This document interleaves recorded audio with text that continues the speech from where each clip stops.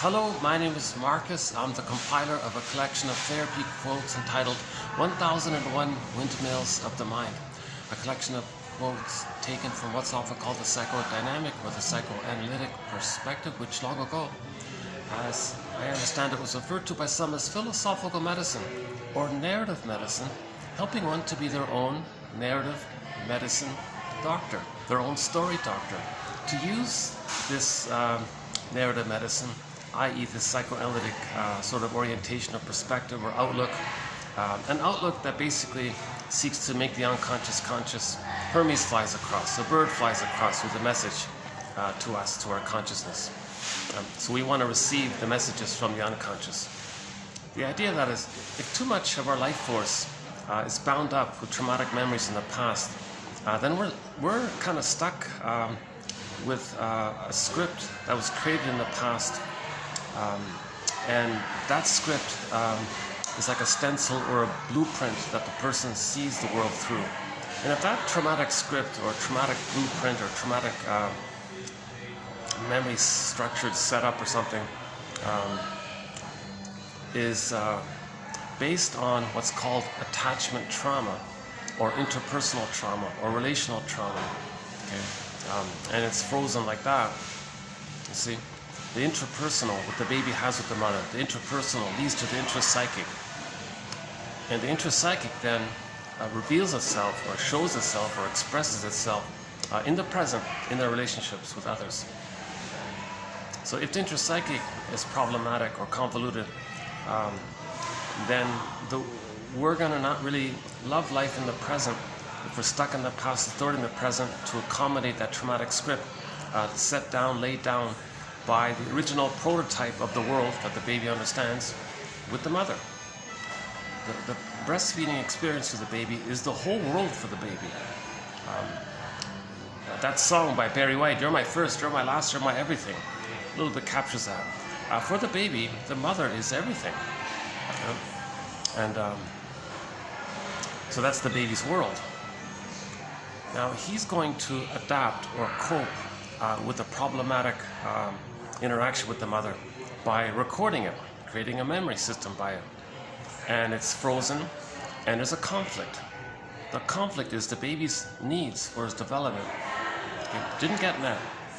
And when the baby cried about it, mother ignored it. So he squelches and denies, quote unquote, gives himself up for this convoluted attachment. Hence the title of that self-help book entitled, "Do I Have to Give Up Me to Be Loved by You?" Meaning the baby's saying, "Oh my God, mother, do I have to give up my development, give up my needs, give up knowing who I am and the gifts of the real self and who I'd be had I been loved, and being able to love life and being able to mourn, have empathy and reparation and the more quote-unquote human side of being human, and then to be an elder late in life to contribute to others? Do I have to give up all of this? Do I have to give up the quote-unquote more human side of being human just to have some kind of attachment with you?" Right? That's in effect what the child has to do. Baby has to cope with his environment. So what's the baby's first environment? The breast mother. He's got to cope with it. So to cope with it, he's got to manage it. He's going to record it all. So his brain is malleable, laying down all the neural pathways, all the circuitry, recording what happened between him and the mother. Now, an important point here, in the beginning, him and the mother are fused. They're one. From the child's understanding, he doesn't have enough development to know that he's a separate from his mother, psychologically, emotionally, inwardly, in terms of identity and existentialism, and I feel that for I amness, his ontological self, that whole sort of sense of self, not a narcissistic self, which comes about when there's a missing ontological self. So in the beginning, the baby and the mother are kind of fused like that, right? The starting point is the baby's in the uterus, and nobody's offered the theory that he understands that he's a little person with his feelings and needs and personhood and his uniqueness and all this inside his mother, who's another separate person with her personhood and her human rights and her feelings and needs and her history, her psychic history, her dreams and desires to heal and desires to know herself, desire to find happiness and love, and like she has this whole history, her whole feeling full, I feel therefore I amness self, herself, and the child has his I feel therefore I amness. He's got a golden ball which may be lost, she's got a golden ball which may be lost. That kind of three-dimensionality or complexity, child doesn't get any of that kind of thing. In the beginning, the baby's fused, one. It's called the unico mystica, or the unio mystica, meaning the child's one with this big mystery. The baby's sense of who he is fused in with everything that's around him. You know, the whole uterine environment, the cord, placenta, to the mother, the power of the mother feeding him through the placenta and the cord, and he's kind of like one with all this. It's a mystery. So yeah, I think one author has an interesting phrase: the unico mystica, one with this big mystery, is the stage of symbiosis, merging, fusion, undifferentiation, etc. So in the beginning, he thinks, geez, it's just him, and everything serves him, meaning all of his needs get automatically met. You see, like a magic king or something. He doesn't even have to speak it out. He just has a need. Oh, it gets met. The food gets sent down the center vein. Okay, for the baby's waste elimination, it spirals up the two other veins in the cord up to the placenta, which metabolizes the baby's waste elimination. So it's all sort of processed or whatever. So he feels his needs for that elimination got met. And then when he needs the food gets sent down that center vein. And this is like the sensations made it happen. He may think, geez, just the act of having this need, it fulfills it. So he may think one phrase is unconditional hallucinatory omnipotence. Means he's like a god or something. Like, and everything's for him or serves him. Or maybe he's the whole universe and he just takes care of himself kind of thing. Or maybe he's the center of the universe and the universe is just there to serve him or something. So Jeanette Paris calls it being on the throne. You know, he's on the throne like that, right? He's the king and he owns the whole kingdom, the universe or something. So he's Burglar's term for this is, well, I don't know who started it, but one phrase that a burglar uses is infantile megalomania. So here's this little infant, megalomaniacal, right? He's a maniac. So the general common phrase is egocentricity or primary narcissism. His Majesty the baby, being on the throne. Okay, so that means he doesn't have to care about others because others are there in a utilitarian manner to serve him. So like, for example, later on when he's feeding in the extension, the breast just takes care of him, soothes him kind of thing. And if the baby, while he's feeding, if he's angry at the breast, he doesn't understand that he's hurting the mother. He doesn't reach that place of concern, empathy for the other. Actually, what I might do is, all the time I've been here, I've been listening to this. I could overhear a little conversation behind me there. Maybe let me move to another spot for a bit. When I come back, hopefully they'll be on their way and I can continue here with today's quotes. Yeah, so we'll be doing TQ 27, 19 and 20. Yeah. So stay tuned. TQ 27, 19 and 20. 19 will be by a fellow named Enrico Jones. Yeah, he writes clearly. So he provides a kind of a nice sort of a clear overview of psychoanalysis. So I took a few of his quotes and created 2719. I thought he's pretty good. And then 2720 will be a mixture of the Ulanovs, yeah, Anne and Barry Ulanov, Anthony Storr, and David Statt, and one from a sitcom at the end there. Yeah, so stay tuned. So good batch of quotes. By the way, yeah, so what you just saw is typical. So in every video, you'll get roughly this amount of material. Okay, let's see, can you see it here? Yeah, so if you click the more link, you'll see these quotes below. And in every video, we're posting on average 10 quotes. Well, here, there's going to be more, right? What is it? 1, 2, 3, 4, 5, 6, 7, 8, 9, 10, 11, 12, 13, 14, 15, 16, 17, 18. Oh, look at that, there's 20 here, yeah. So that's sort of on the higher end, right? But some videos only have 1 or 2 quotes. Some videos have, like this one, more than 15, maybe 20 quotes. So on average, there's 10 quotes per video. And the hope is, actually I've got to, let's see, is this better? The hope is that 1 out of 10 will click, will be of help. Let's see, is that better? Well. Okay, so Robert Bly, he's sort of a guest mentor here in 1001, Windmills of the Mind.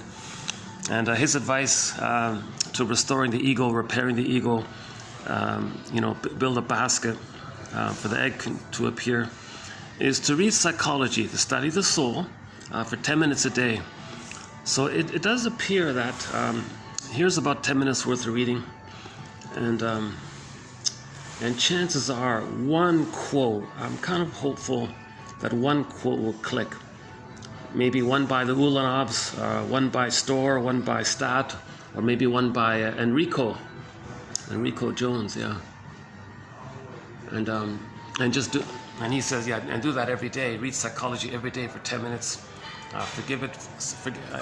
He very humorously said to an audience one, "Oh, come on, audience, please, just forgive psychology for its jargon. Will you just please forgive it, please?"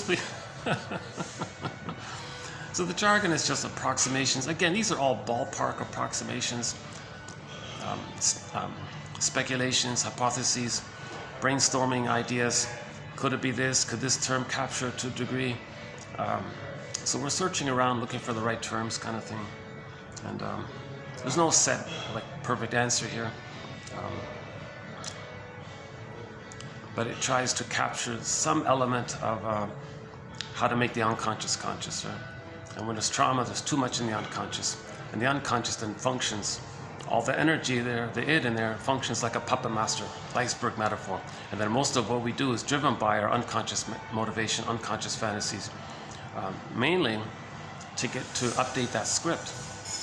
It's the positive intention is that when there's trauma, the person's going to create a record, like a 45 record that recorded that trauma, that traumatic script, and go through life recreating what caused it, hoping to update it, undo it, correct it, get a better past. It doesn't work because the present isn't the past. But when the baby's traumatized in the past, the baby's in a state of timelessness, infinite, no time. He's traumatized in a part of the brain that doesn't recognize time. So all time is that past time. The present is like a new edition, new replay of that past. The present becomes the presenting past. So the present is like a metaphor, staging thing for the past. And then you, like a theater thing, you're going to orchestrate the past in the present and see or transfer your past emotions or unfinished business with the mother into the present. Replay the thing in the past and the present, hoping to get the proper needs met, hoping to get the proper reply from the mother, her attunement, her reverie, her presence, her consideration, her soothing, seeing the child as unique, accepting the child, getting the baby's developmental needs. Okay, so the baby has needs, developmental needs, and as an approximation, we're just summarizing them into 3 sort of clumps of time. So from birth to 4 to 5 months, that first clump of time, the baby has needs for symbiosis, merging, fusion, paradise, mother, just the 2 of them. And then he needs a certain level of safety to feel safe from the mother.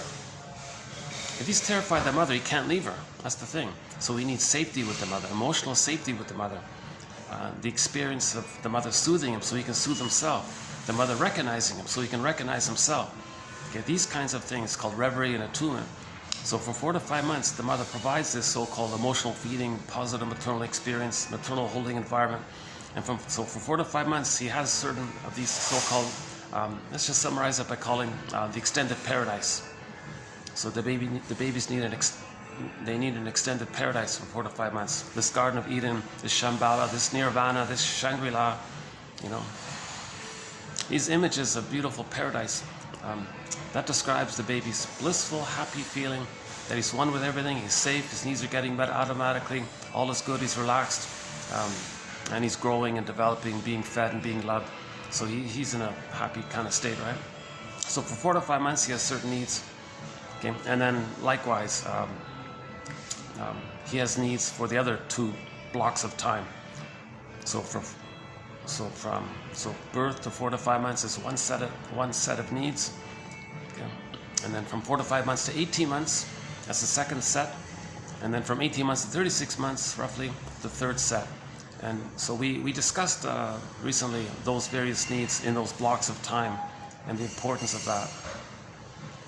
And the great importance around that. And the personality patterns that spring about depending on where the trauma takes place. You see, if the child freezes up with attachment trauma in that first block of time, that's going to lead to a certain set of personality patterns. Likewise with the other two blocks of time. We don't want the child to freeze up before the age of 3. The earlier he freezes up, the much more belligerent or aggressive or cold or cynical he's going to be. If he freezes up in those first 2 blocks of times, he's going to develop one of the stinger personality patterns. Because if trauma is so great, he copes with it by imitating the mother. He goes through life treating others the way his mother treated him.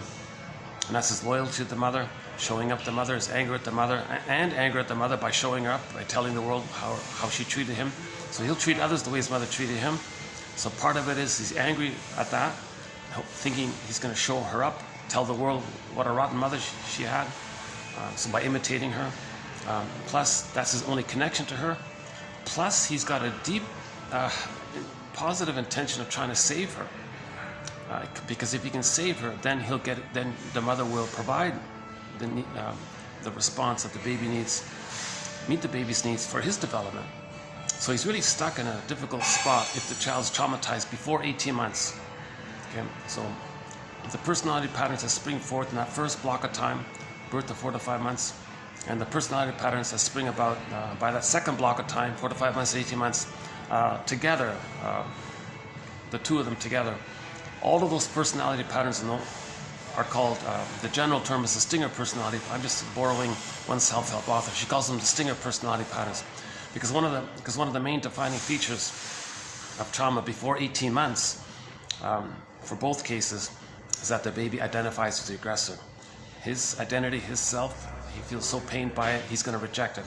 That rejected self, he's going to see onto others in a mechanism known as projection, to not know it's within. If something's within, whereby to admit that it's within, to do so would bring up, and to do so, which would bring up so much pain, as a defense or protection, to not feel that pain, memory of mother misattuned to the baby, gaslighting the baby, not meeting the baby's needs, putting the baby in a double bind, baby feels terrified of his mother, to not feel that kind of persecutory anxiety, they call it abandonment, depression, all that excitation. The trick is, it's there. His sense of self is being rejected in all this from his belief by mother not meeting his baby's needs. That sense of himself is just simply say, I'm not okayness. It's there, but he can't admit it. So the mechanism is, if there's something about you that you can't admit, you do this selective attention thing. Your attention denies that it's within, and your attention flies out to someone else, and you say they have what you're projecting. What's about you, you say they have it. That's like a trick of the mind to not feel the stress that you would feel if you were to own that projection. Right? So a projection is a major. Actually, in the last video, in the last video, 2719, we have a quote on projection.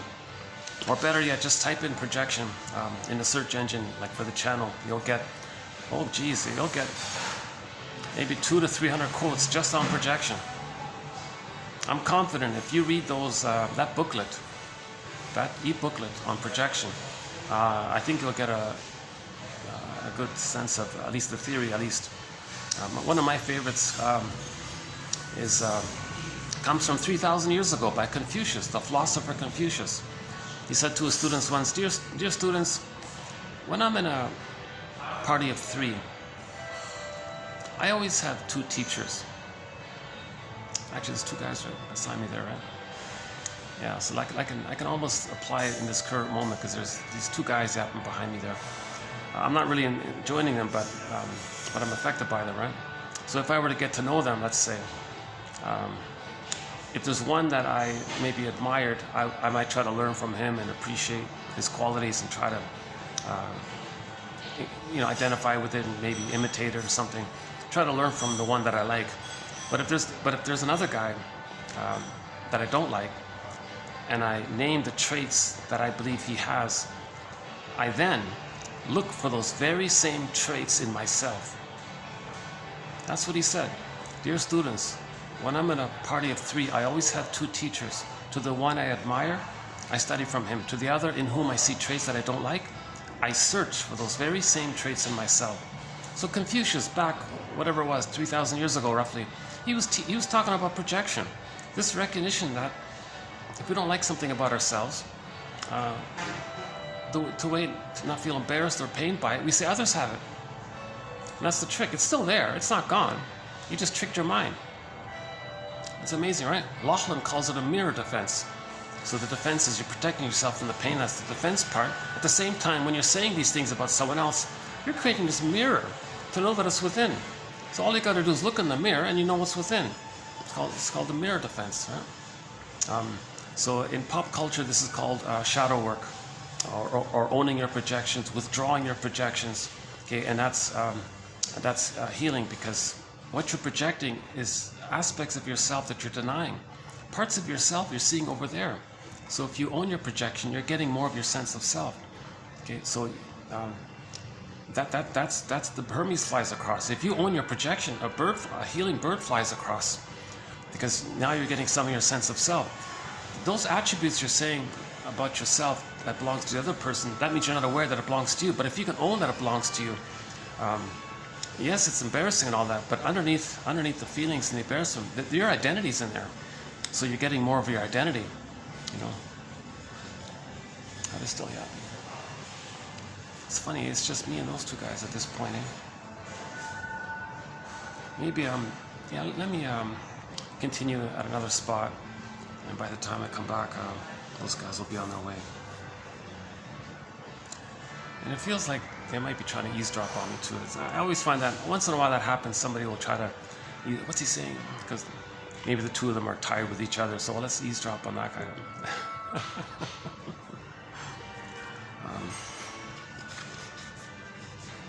But just to finish this point, 1001 Windmills of the Mind now has 2,000 pages. This is an incredible offering. This is really quite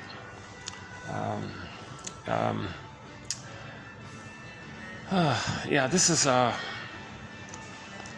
like a lantern. This is like a lantern in the forest, in the dark forest. These 10,000 quotes here. Now, to do a print on demand, it's quite a little pricey. Although it is nice to have it printed out. It is better to have it printed out, no doubt about it. It's way, way better to physically hold a page, read the quotes, and and then fluff around kind of thing. But it's a little pricey on the print on demand option. But literally, for the price of one of these things, can I show it to you here? Yeah, there it is there. So the page is the link is below, buymeacoffee.com/psychoanalysis.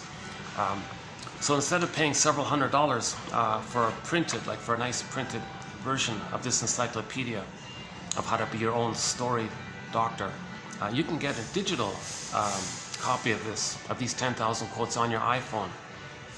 Only 4 megabytes or something, for like €4. It's just a logistics thing mainly. That's an incredible offering. I really quite marvel. I'm kind of like a little bit. I'm amazed. Amazed, is that the right word? A little inspired, amazed, a little marveled by it. Excited, glad. I feel excited, glad, pleasurable that this is available for anybody for the price of an ordinary cup of coffee, right? And that resource you can have on your phone, it can be a lifelong companion. And anytime you feel anxiety, just spend 10 minutes. Something will click and you'll calm down. I think generally that can happen, or 15 minutes, or maybe 5 minutes. Now, why I'm excited about these quotes is because this has been filtered. There's an abundance of material from the psychoanalytic perspective, and we don't include the obscure quibbles from the shrinks about what a term should mean or might mean, and they're often their red herrings, and they're caught up in their little conflicts amongst themselves. We don't bother with any of that. Who cares? I want to learn this perspective. Okay? So these quotes are selected or pulled out from the more clearly written shrinks, or the humanitarian kind of warm-hearted, I don't know, more healed shrinks maybe. Like someone like Karen Horney has a very compassionate, warm quality to her writing.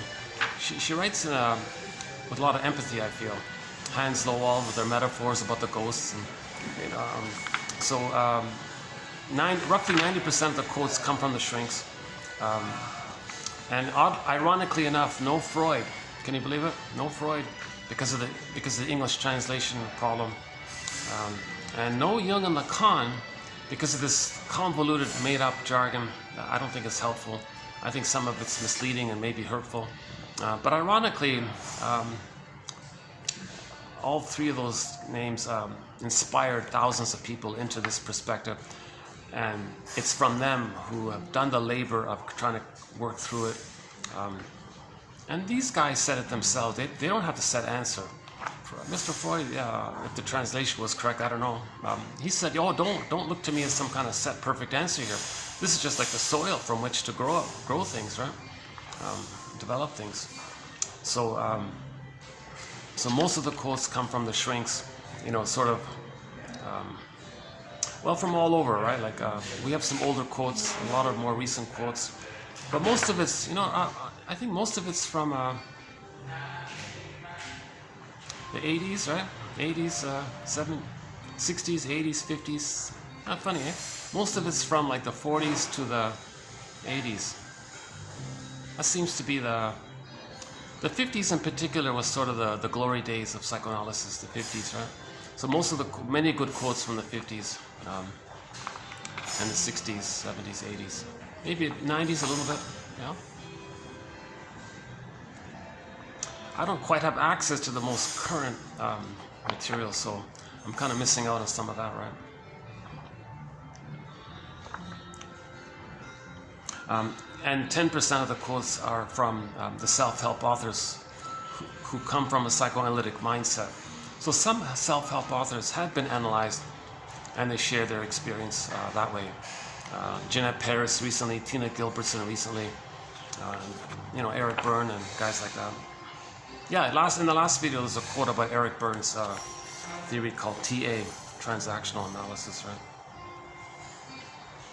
right? We have a thread on psychologically minded TV show and film quotes. Good place to start is TQ2599, Route 66. We've got 11 excellent psychologically minded quotes from that classic TV show, Route 66. But we've got quotes from a variety of shows. Today, yeah, a new one from, who's it again? From well, just a light one from the 50s show called The Danny Thomas Show. And recently we did the Fugitives in there, and the 70s show Rhoda. There's one, there's a lot of sprinkling, like one or two from a variety of shows. I think Route 66 offers the main source of psychologically minded quotes. Those first 5 in particular, oh my God, yeah, about birth trauma, about grief, the albatross quote, about the future, the third side of the coin. There's some great quotes in there. And that's from the 60s, right? Yeah. Paladin, yeah. Oh no, sorry, that actor, Richard Boone, he played in a show called Heck Ramsey.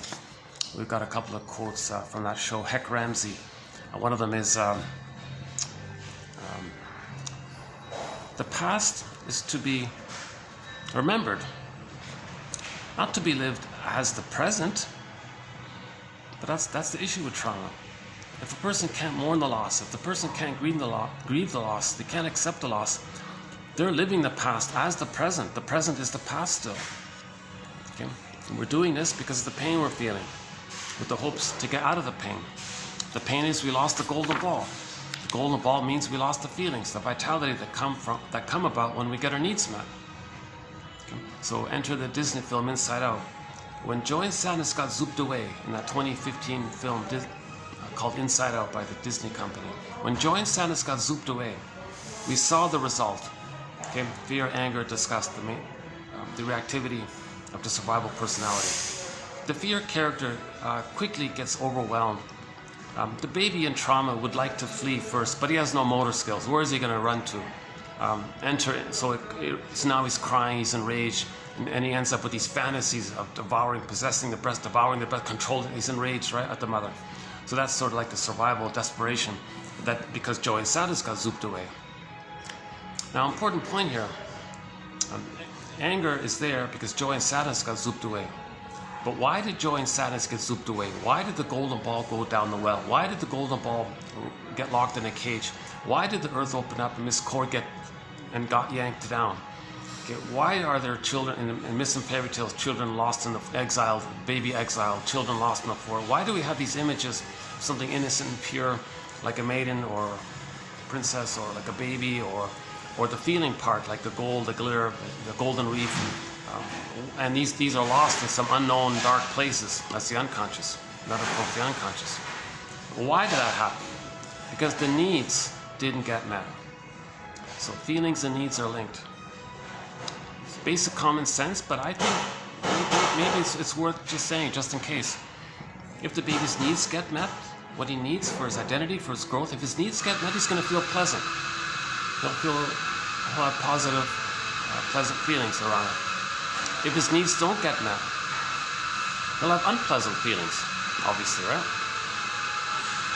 So when joy and sadness got zooped away, his pleasurable feelings got zooped away, his golden ball got zooped away, then he's got the unpleasurable feelings, fear, anger, disgust, right?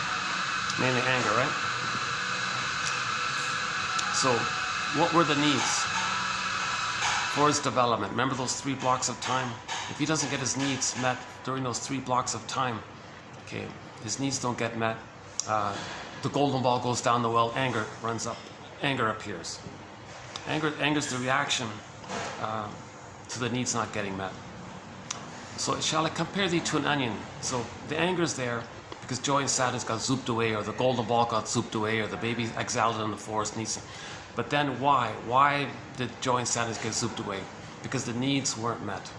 When the needs aren't met, joy and sadness get zooped away. Now, what's the baby's basic need? In summary, he has a need for a secure attachment style. A secure attachment style. That style of security with the mother, that relationship with the mother, it's a relationship style, a secure relationship style.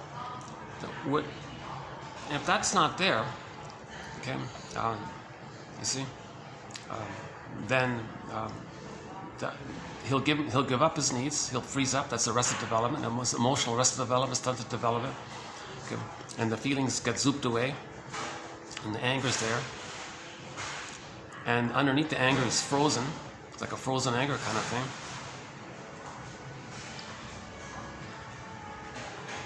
You have to update that one, yeah. The general image for attachment trauma is that the emotional life, the body self, the feeling self gets frozen, petrified, turned to stone, feeling unreal, feeling numb, going through the motions of life, sleepwalking through life, the endorphins, in a swoon, in a trance. When does life begin? Life's not supposed to be a dress rehearsal. So the person's just going through the motions of life. Life is passing her by or him by. Okay. Yes, he can still get 10 PhDs, 10 medals, 10 awards, 10 cars or whatever. He can still get other things in the so-called famous split. But something's missing. We live to the extent that we feel. Life's not just about mindlessly pursuing status, not being aware that you're doing so because you didn't get enough love to enter into the more quote-unquote human side of being human, where a person can express their uniqueness, not just this blind pursuit of greed. And it's insatiable, right? Never enough kind of thing. Okay, hold on a second.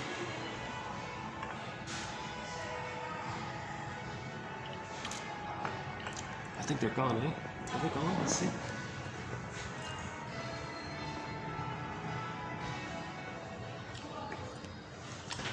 Oh, what a relief. This is the first time I've had this spot, at least for a little while, in a long time. I couldn't come here for almost 2 weeks because there were always meetings and things. And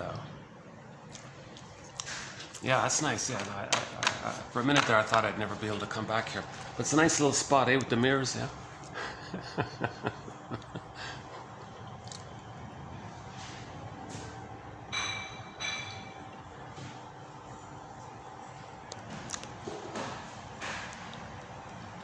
Oh, what a relief to, yeah, sit here for a bit. Yeah, it's nice.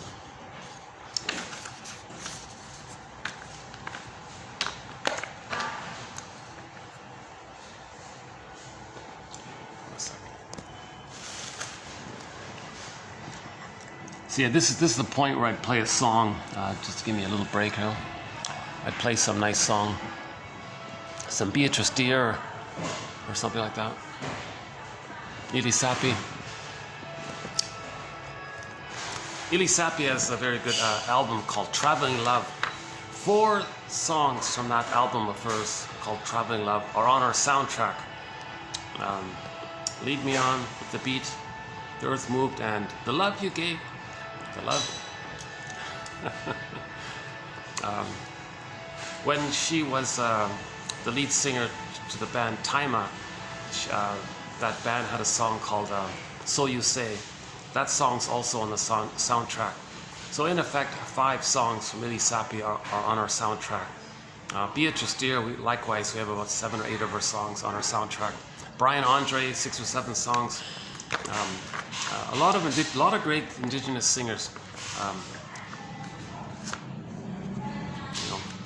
A few from Cashton, 2 from Eastern Owl, 1 from Kaylin Johnson. Several from Willie Dunn, several from Willie Mitchell, the one who sings Call of the Moose. That's a good song, yeah. Birch Bark Letter, and several others. Kelly Fraser, a couple of her songs, yeah. And Jenny Luzon, her song, A Broken Spirit. I think 1 or 2 from Claude McKenzie, as a soloist from Cashton. And Robbie Romero, his famous Heartbeat song is on there. That's a good one. Robbie Romero, Heartbeat, yeah. Susan Aglukark, her main, couple of hers, and a couple of covers. She does some nice covers. Susan Aglukark, and you know, it's funny, I don't think I have any songs yet from Buffy St. Marie. Let's look into it. Yeah, I feel like I'm missing something there. Oh no, we have Star Walker. Yeah, that's on there. Yeah, we have 1 of her songs. Yeah. One from her, I forgot. Yeah, and several others. There's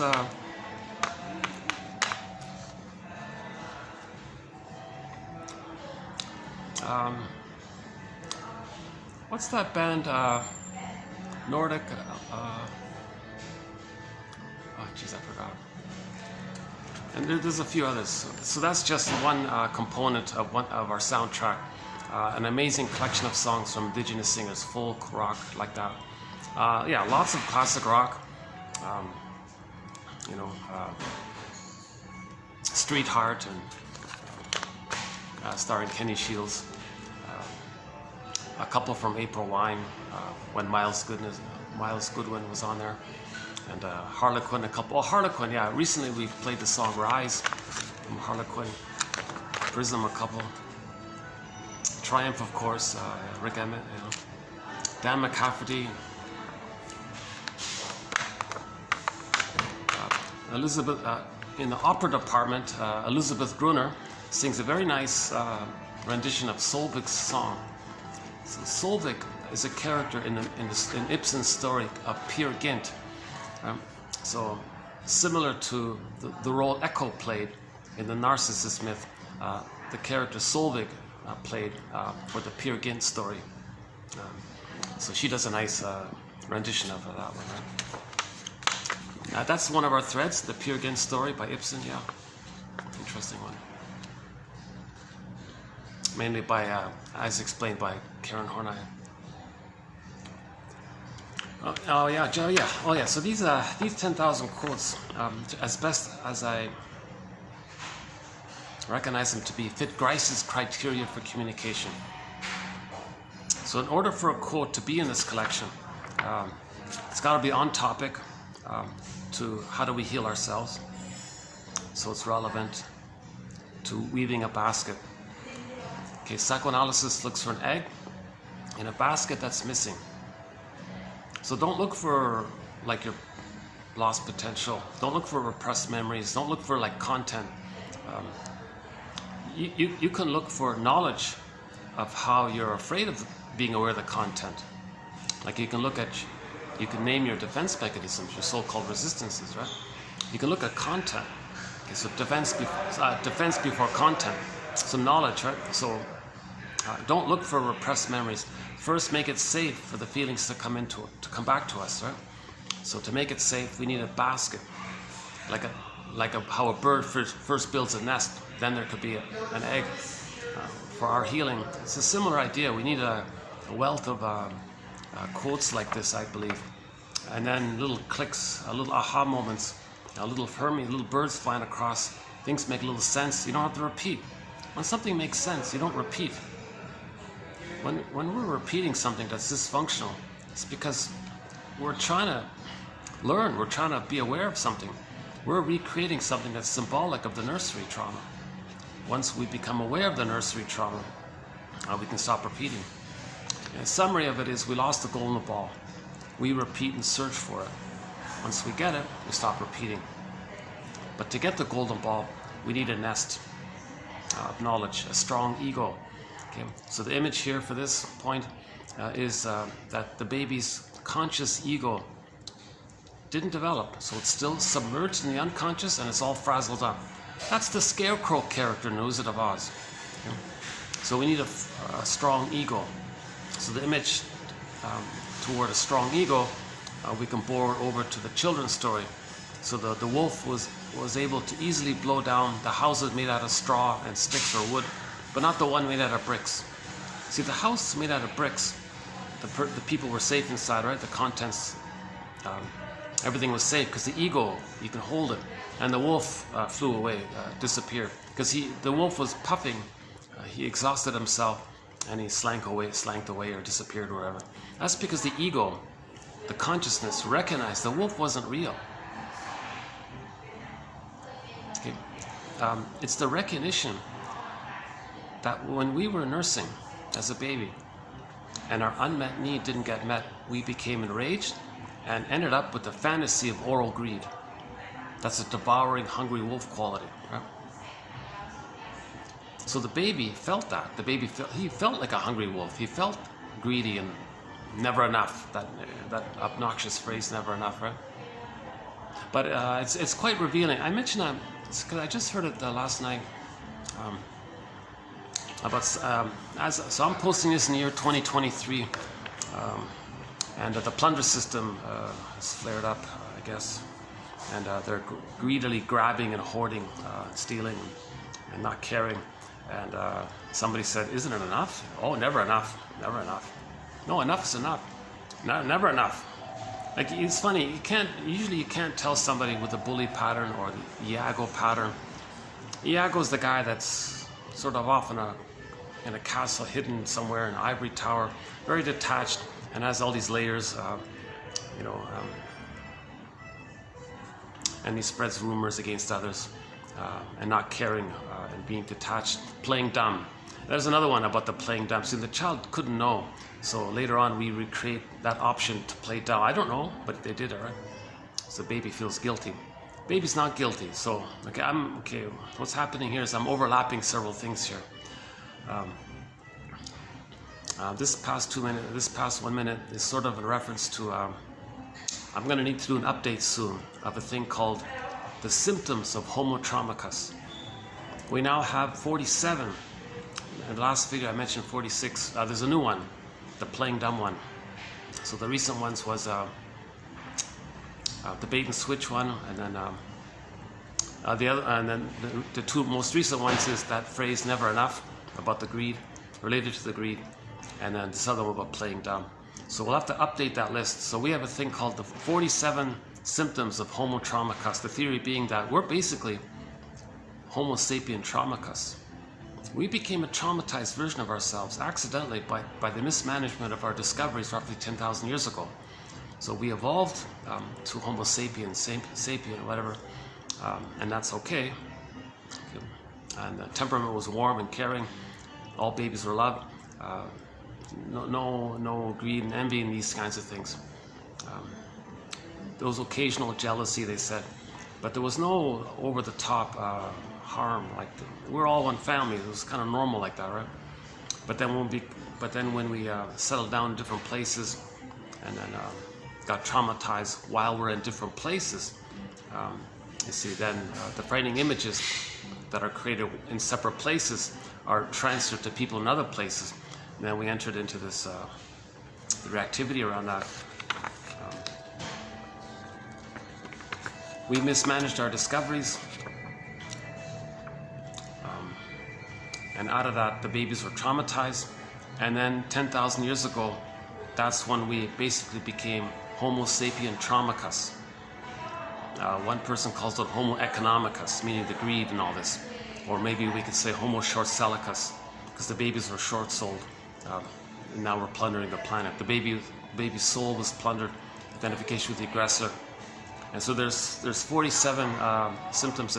But this whole thread needs a lot of underpinning. It needs a lot of foundation. So I'm not going to, it gets too airy if I don't kind of set up some basic steps to it.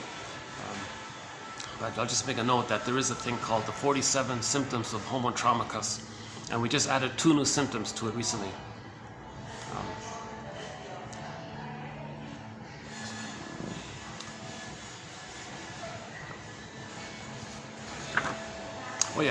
Okay, so these 10,000 quotes fit Grice's criteria for communication. So they're on the topic of weaving the basket, so it's relevant in that area. It's the difference between escapist literature and interpretive literature. It's the difference between reading like an Ibsen story, right? Like a psychological play like Ibsen's, or Goethe's or something, and like a drugstore novel. Right? So this is more the interpretive quality. Like this is more like an Ibsen area, right? Or Confucius area, like that kind of, like the flock, like interpretive, making you aware of yourself, okay? Making you understand yourself and others, right? So-called mentalizing, like giving empathy for self and others. So this whole area, making links, okay?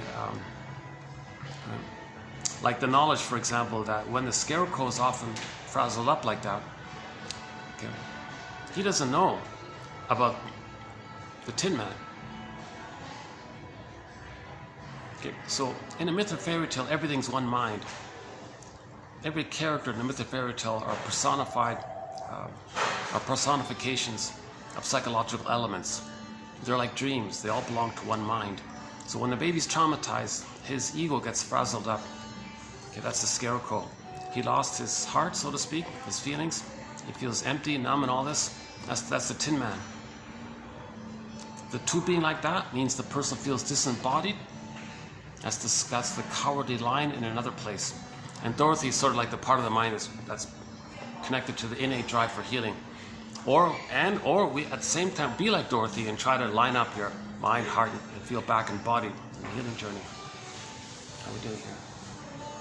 Oh, it is a rare treat. Yeah, it's Monday, early afternoon. Yeah. I'm having another off day today. You're not going to see me very energized and fresh. There's been a lot of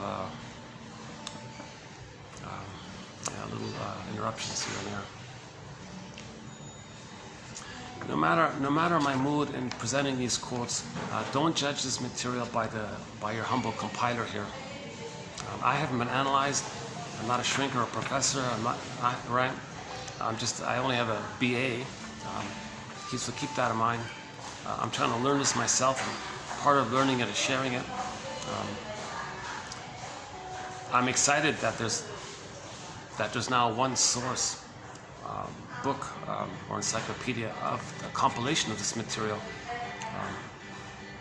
So that's sort of my give back for my imperfect delivery You'll see my anxiety as I speak, my ums and ahs, my stops and starts, my self-corrections. That's my anxiety going off on tangents. Even this stubbornness to even present a video when I'm not in the best of moods. Yeah, maybe only 1 out of 10 of my videos I feel like I'm in a happy-go-lucky mood. But most of the time I'm sort of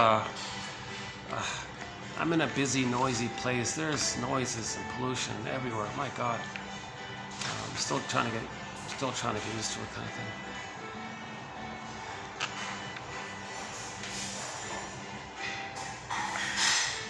And yeah, to help me kind of deal with the stresses, focusing on this material helps. Right? And finding a place like this once in a while helps for sure. Yeah.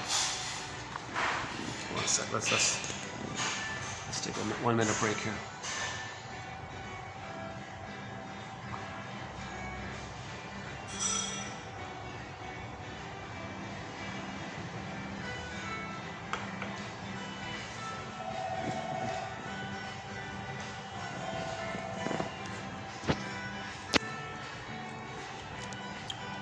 So these quotes are relevant to the healing journey, to the midlife audit, to the midlife examination period. For adult development at midlife. So again, we're talking mainly about midlife, right? People over 40 or over 35. That's in this area. Now the quantity, as you can see, these quotes are not too long, not too short. Like 1 sentence or 2 sentences, a short paragraph or something. So it's very manageable. The manner, okay. These are mostly from doctors, so doctors are trying to heal, right? So the charlatans, I don't include their quotes. The con men, I don't include their quotes. Or those who just want to do a narcissistic display to find it, I don't bother with that. So I'm finding the quotes that have the manner of empathy and love, right?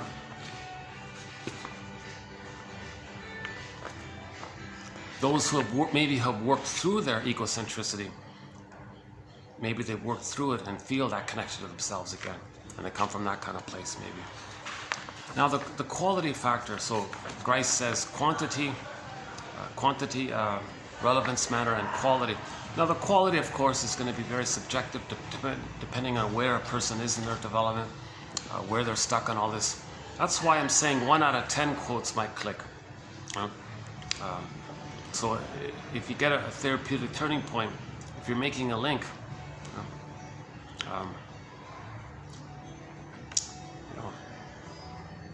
like if you have a pattern in your life, and you can name the pattern, and have some sense of when it began maybe, and then to see an example of it in a here and now moment with somebody live kind of thing, and you can catch yourself making that triangle, the pattern, when it began, and that's why you're doing this in the present. That can be quite helpful, right? If a person's treating others in a negative way, and they think to themselves, wait a minute, am I doing this for me to know how my mother treated me, basically? That could be a therapeutic turning point. Or if you're expecting disappointment from others, is that for you to know? And you're trying to make it happen and create it and coax it. Is that for the person to know? Am I doing this for me to realize fully that I was disappointed early on? So things like this, that's the quality part of it, all right? So I'm always on the lookout for examples of interpretations, transference interpretations, total interpretations, clarifications. The shrinks are kind of very careful about sharing that for some reason. So whenever, I'm very excited when I do find a good interpretation. I think a recent one of my favorite recent ones is this lady wanted to have a baby, and she said, no, I don't want to traumatize my baby. Let me see the soul doctor first, the therapist, right? The existential detective, the psychological detective, or the counselor, or whatever, or the psychodynamic counselor, psychoanalytic counselor, that area. So she went to the therapist guy, and he said to her, yeah, you're letting me know what kind of childhood you had. She said, what do you mean? You're letting me know what kind of mother you had and how it felt being with her. What do you mean exactly? Go on, please. He said, it seems you're putting me in the role of you, and you're acting like her, and I feel a tug to feel what maybe you felt with her. And she got it. She understood it, and it was a relief. That Hermes flew across. A medicine bird flew across. A messenger bird. So the bird flew across with a message, and she got the consciousness of it. When she got the consciousness of her repetition compulsion, then the report, and later on, it said that, the book said that later on, sometime later, she had a baby and went back and reported, what a difference. I get it. I'm now emotionally available for my baby. I don't need to repeat what had happened to me using the baby. So she didn't need to traumatize her baby to know that she was traumatized. She dramatized it with the theater, like in a theater thing with the therapist, and because of that, made it aware. Then she healed. She healed the intergenerational transmission of trauma, and was able to offer a secure attachment style to her baby. Had she not done that, then when she had a baby, the pattern would be, that's a new situation. The mother's memory is that the mother shamed her. It's like a record, like a 45 record. The new situation is she's going to replay that the mother shamed her. But the mother herself identified with the aggressor in her trauma. So the record, the memory says, mother shamed her. New situation, she plays the shaming mother. She sees herself onto the child. Okay? So when she's playing the shaming mother who shames herself, she's shaming the child because she sees herself onto the child. The result is she's shaming her child. That's intergenerational trauma, or one variation of it. So she didn't need to do that. She didn't need to traumatize her child to replay the record, to replay that what's on the record, that the mother traumatized her. So she made it conscious with the therapist guy, and was able to love the child. That's my favorite, one of my favorite interpretations, that one there. So that's sort of in the area of the quality. If we're learning the second language, if something makes sense,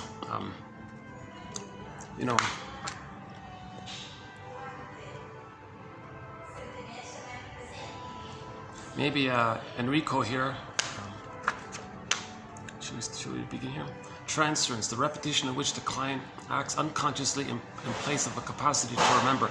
Oh, so here's a popular, a familiar idea. We repeat because we have amnesic memory. It's recorded in the implicit memory system, the pre-verbal memory system, the pictorial memory system, the timelessness world. Okay, it's called the non-reporting brain, or the inferring mind, part of the brain that's in the unconscious. So it's dark, we don't see it, it's unknown, so hence the image that it's a shadow, dark, like a forest or a bag that we drag behind us. So we have these metaphors to refer to the non-reporting brain.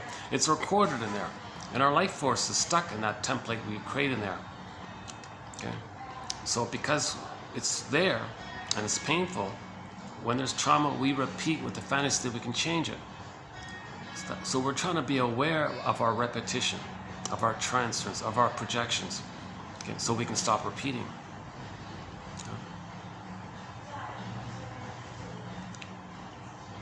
So if the child lays down a traumatic script with the mother, you see. Another common phenomenon is a thing called transference love. Like most of the songs are about that. I just discovered Alyona Yaroshina, even she couldn't do Love Hurts. I think Ann Wilson was the closest one. Oh my God, Gill, oh, poor guy. Give it, scratch it, don't do it. He couldn't do it. Yeah, nobody can do that. It's hard to sing that song, Love Hurts. Hers was tolerable, you can listen to it, but Dan McCafferty is really the only one that can sing that song, Love Hurts. But it's talking about transference love. It's not love. Love doesn't hurt. What he means, replaying the disappointment that you didn't get the love. And reliving and re-feeling and re-experiencing that old unmet needs, that hurts. and you transfer that and replay it, recreate it, and trigger up what happened in the past, that's what hurts. So that's called transference love hurts. But in the laziness of the English language, there's only one word for love. So all of the variations of love is just use that one word. Robert A. Johnson makes a big point about this. If love is so important to us, why do we only have one word? He says, yeah, the Inuit, for the Inuit, snow is very important for them. So they have dozens and dozens of words to describe the snow because it's so important for them. Well, let's say in general, in the English language, if love is important in general, why don't we have many more words for love? Okay, agape, okay, filial, what is it, filial love, family love, or platonic love or something? Well, now we can at least say transference love, right? So transference love is the unfinished business with the mother.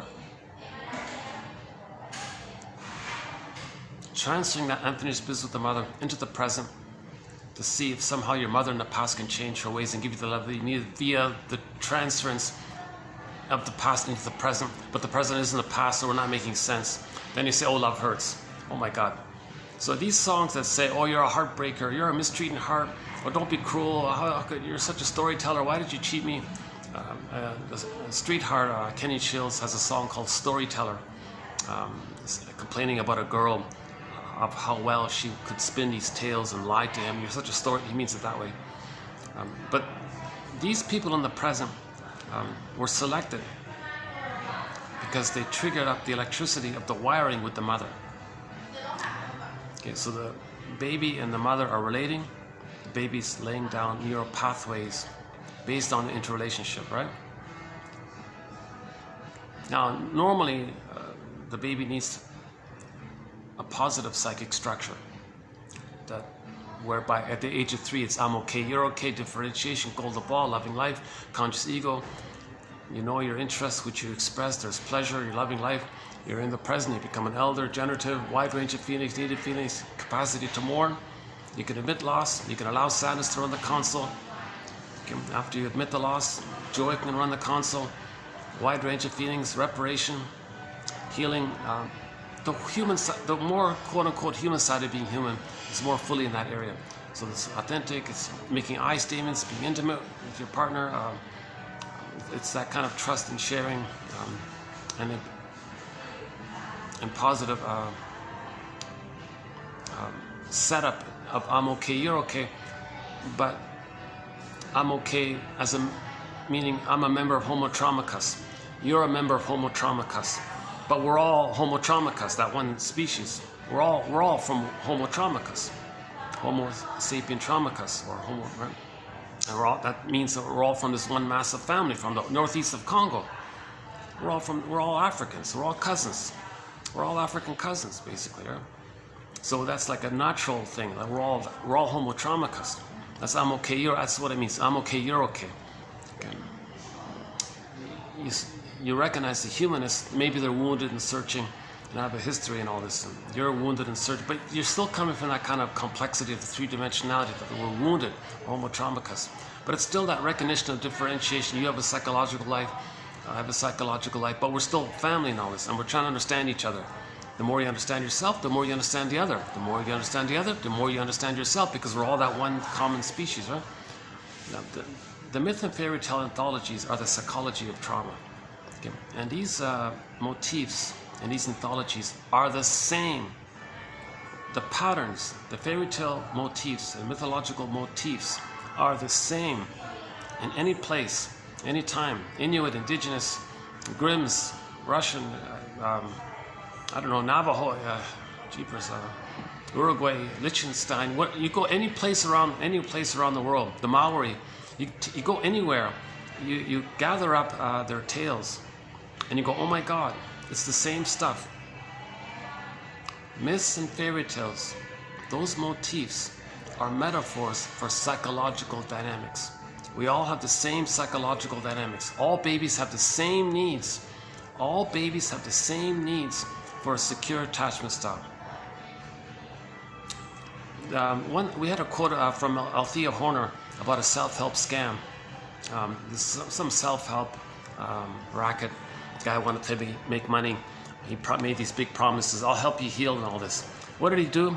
He took all their money and said, okay, here's a pillow. You just beat the pillow, right?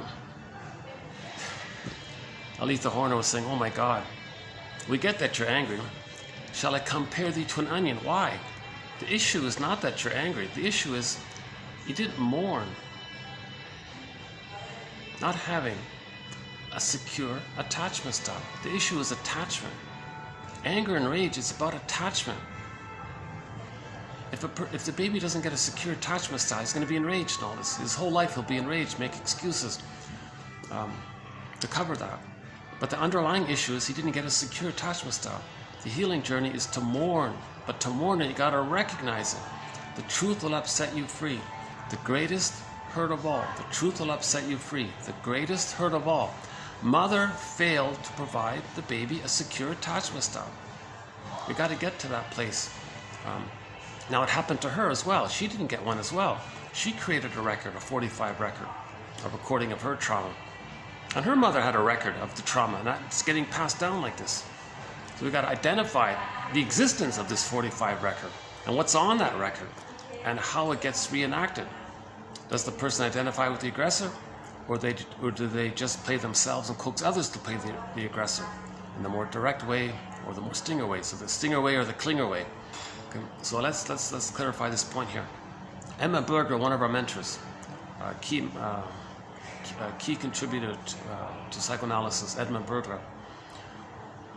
So first of all, neurosis is the petrification of an inner conflict that's repressed. Inner conflict. Baby had his needs. The memory, so much pain around it. He still has those needs, but the pain is there. That's a conflict. It's repressed. Makes a person neurotic because they're stuck in the past, living in the past, not loving life in the present, dwelling in the past. Okay? Enter the quote from the Greenberg film. Shrink said to the guy, you have trouble living in the present, loving life.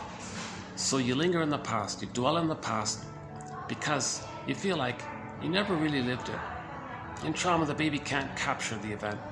So the event, they can't capture. That's a scarecrow. He doesn't know it. He's got no brain. Doesn't know. He's clueless. Doesn't know anything, right?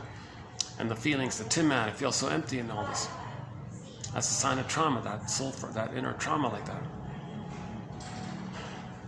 If we give recognition, then maybe there's a link.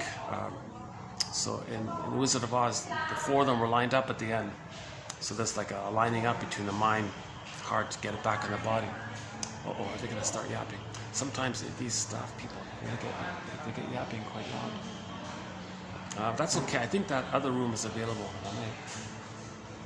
If that flares up there, I get it. They work hard all morning serving all the guests. So when all the guests leave, but this place is still open. That's what I like about this place. That's why I'm here. When the guests all leave, I guess they have their little tension relief or something. Let's hold up. Plus, it depends on my personal mood for the day. Some days I can keep going even if there's a loud commotion behind me. Some days, even a little talking behind me, I got to get out of here.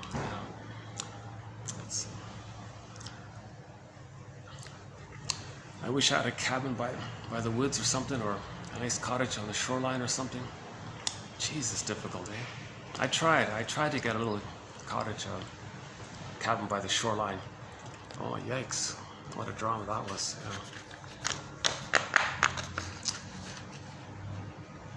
Because if you're in the countryside and you look different, oh boy.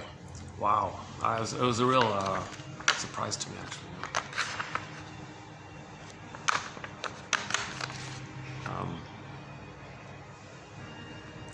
Okay, let me get. Okay, good. Okay, it's quieted now. Okay.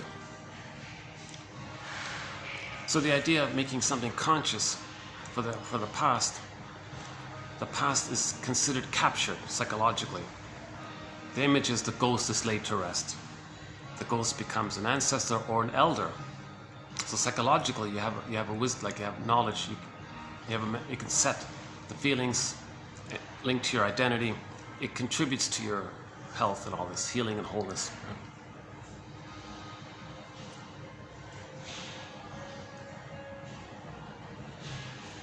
hold on a sec. Where were we?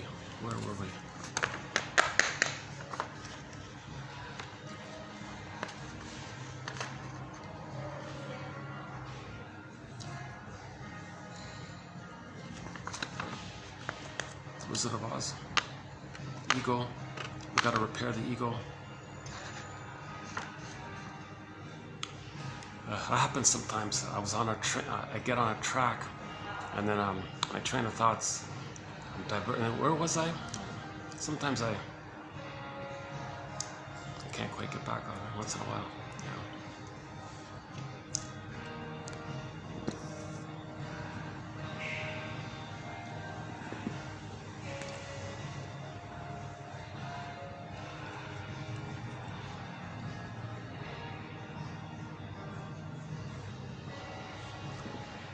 Oh, burglar. Yeah, Edmund Burglar. Oh my God. Yeah, of course. Edmund Burglar. So, neurosis is the petrification, the freezing of an inner conflict that's repressed. Neurosis. It makes us neurotic. Distorting the present, misperceiving the present, making up the present. Somehow to fit the lens of the trauma in order to recreate and relive the trauma with the mother, using others in the present for that, so you're not loving life in the present and you're stuck in the past like this. And we had a quote, was it yesterday? We had a very good quote from 2 days ago. I didn't bring it. Oh my God, yeah. Oh. She said, I forgot her name. There's a very good quote. She said something to the effect that that a person really realizes that living life from the narrow view of the past means they sleptwalk through life. At the end of the life, they look back and they go, "Oh my God, all these nice people I rejected or something, or just passed by. I couldn't enjoy the present. I missed a lot." So you're missing a lot. That's the trauma, right? That makes us neurotic. We're missing normal. We're missing the chance to be normally happy or to heal and all this. Okay, this because of the false belief that the baby has that it's his job to save the mother. Shall I compare thee to an onion? If you layer it all down, if you cut to the chase, the baby thinks it's his job. I'll save you, mother. I'll cure you, mother. I'll heal you, mother. You needed love. You didn't get the love you needed when you were a baby. I'll be that magical mother for you. I can do everything. He can't do it. He fails. But the attempt to try to save her is his connection to her. Hence, being dysfunctional is loyalty to her, to have a connection to her. But what he's doing is he identifies with her. He's going to treat himself the way his mother treated him. It's too painful to keep doing that. So he'll find others to stand in for him. So when he plays the shaming mother who shames him, since he sees himself onto others, he'll shame others to be loyal to the mother in his ongoing attempt to be connected to her, to save her, because if he saves her, finally the baby will get the love that he needs to know himself and leave her. The baby can separate from the mother psychologically if he feels safe to do so. If he never got that safety, he's always going to search her. So first you got to save her to get that safety. It makes us neurotic, very neurotic. Our emotionality freezes up. We go in a swoon as a coping strategy. Emily Dickinson, with attachment trauma, there's a pain so utter. It swallows substance up. Our soul, I feel, therefore I amness. Our sense of self, our feelings that would radiate if we had our connection to ourselves. So the golden ball goes down the well. We feel empty and the golden ball's lost in the unconscious. It's all unconscious, right? In this other never land, Alice in Wonderland, this myth and fairy tale kind of thing. And that's pain, that's psychic pain, emotional pain. The mercy is the endorphins, the pain numbing thing. And then we're swimming in endorphins, sleepwalking through life. And in that quote she said, "Oh my God, I missed life." And she had the mourn the losses and all this. Okay, back to Burglar. Every neurotic is a music enthusiast. Meaning every person would love to love life. Every person would love to have his identity, have a conscious ego of his uniqueness, which he can express. That's loving life. Okay, and you can imagine, it's easy to imagine, if you're loving life, lots of new things are going on in a pleasurable way that's contributive, that's warm. So affection, tenderness, kindness, empathy, understanding, like a warm regard for self and others. And you're loving life that way. You're curious.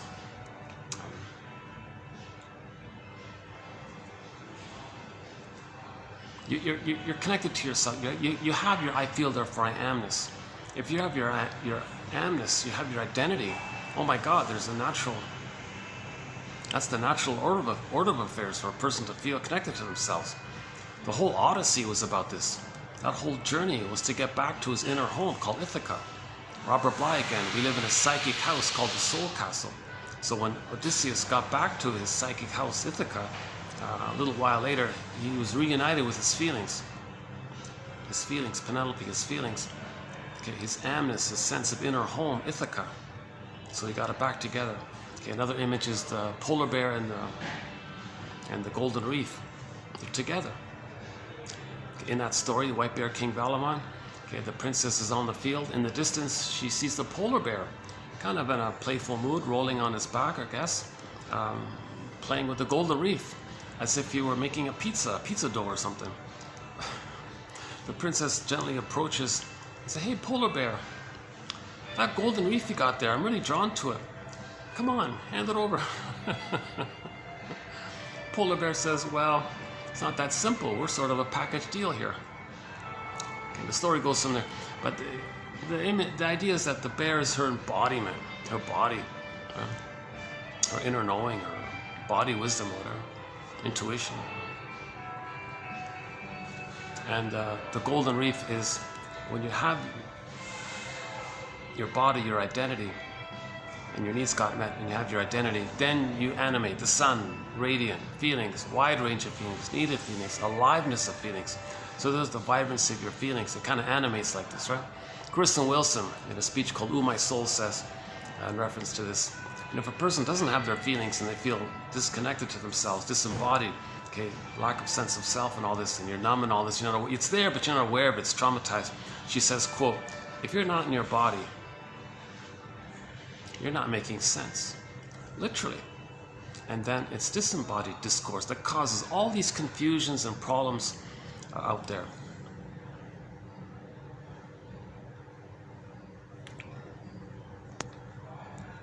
Oh, this is great. Oh, I can't believe it. I can't believe it. It's the first time it's been so quiet like this. Oh my God. I need it, especially on a day, especially how I'm feeling today. I need it, yeah. Yeah, if I'm in a mood like this, where I'm like a little lack of sleep or something, and it's too noisy, I can't do a video. Yeah. I have a harder time doing a video. Yeah. So at least I'll be able to get this video out.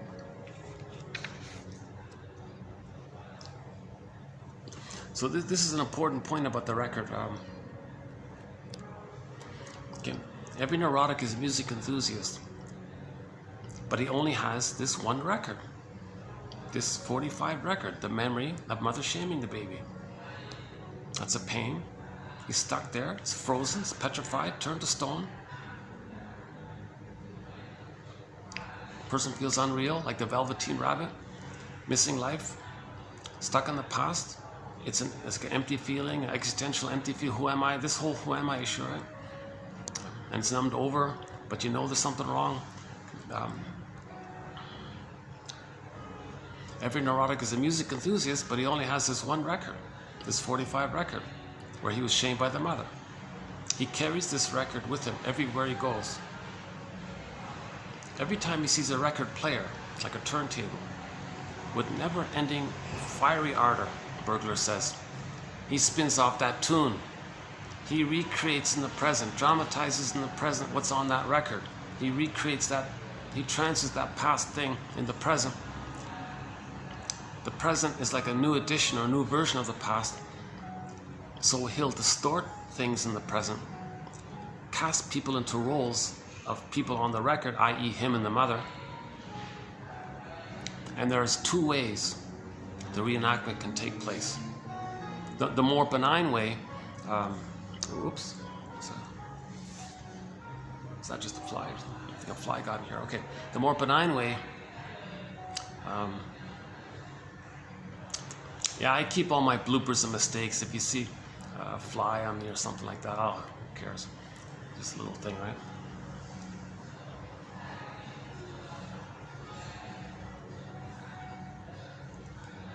Oh yeah, I make, in every video you'll see a few mistakes here and there.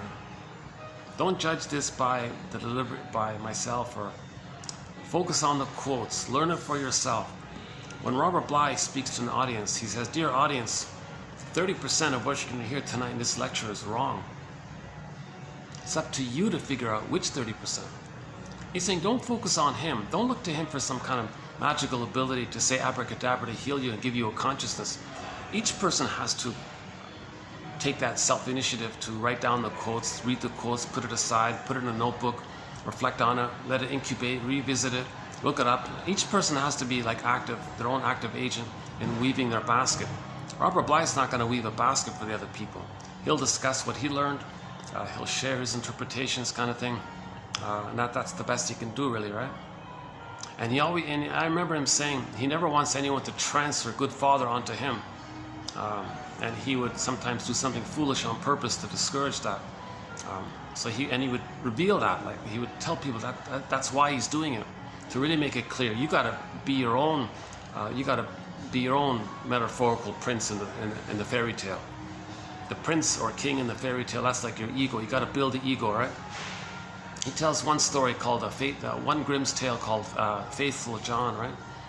And the relationship between the king. We haven't done the story yet. Maybe in the future we'll do it. I'll have to revisit it. Faithful John was like your body knowing, like the horse, like your inner wisdom or something, and like your inner life, right? And then the king is like the ego, and the faithful John means it'll respond to what the ego does. So if our conscious ego does something, we'll have a natural response by that. So it's faithful like that, right?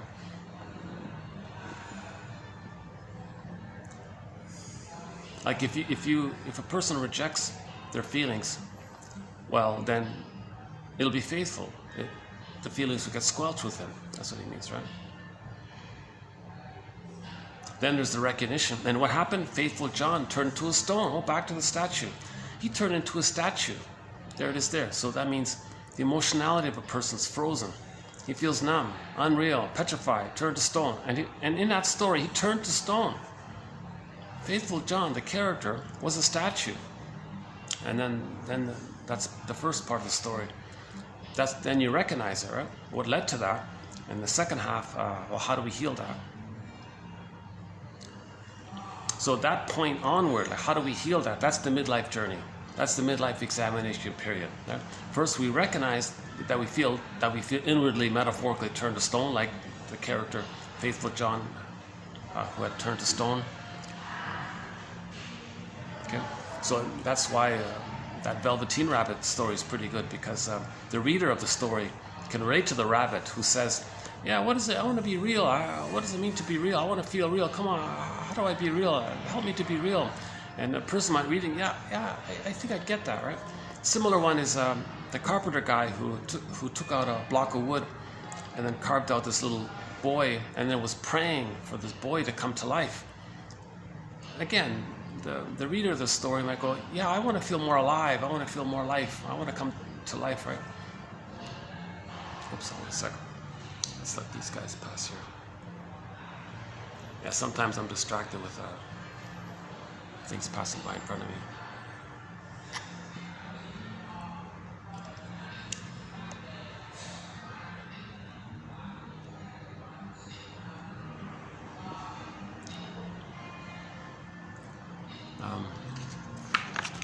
I'm tempted to just hit the pause button, get a coffee, and maybe keep going out for 5 minutes. My pattern is just to do it straight through, but I'm wondering if maybe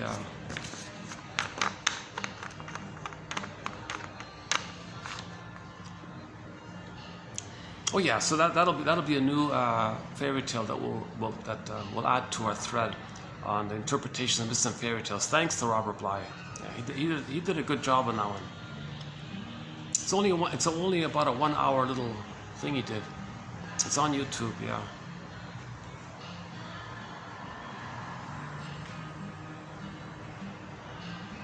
Oh, that's been a while. I have to listen to it again.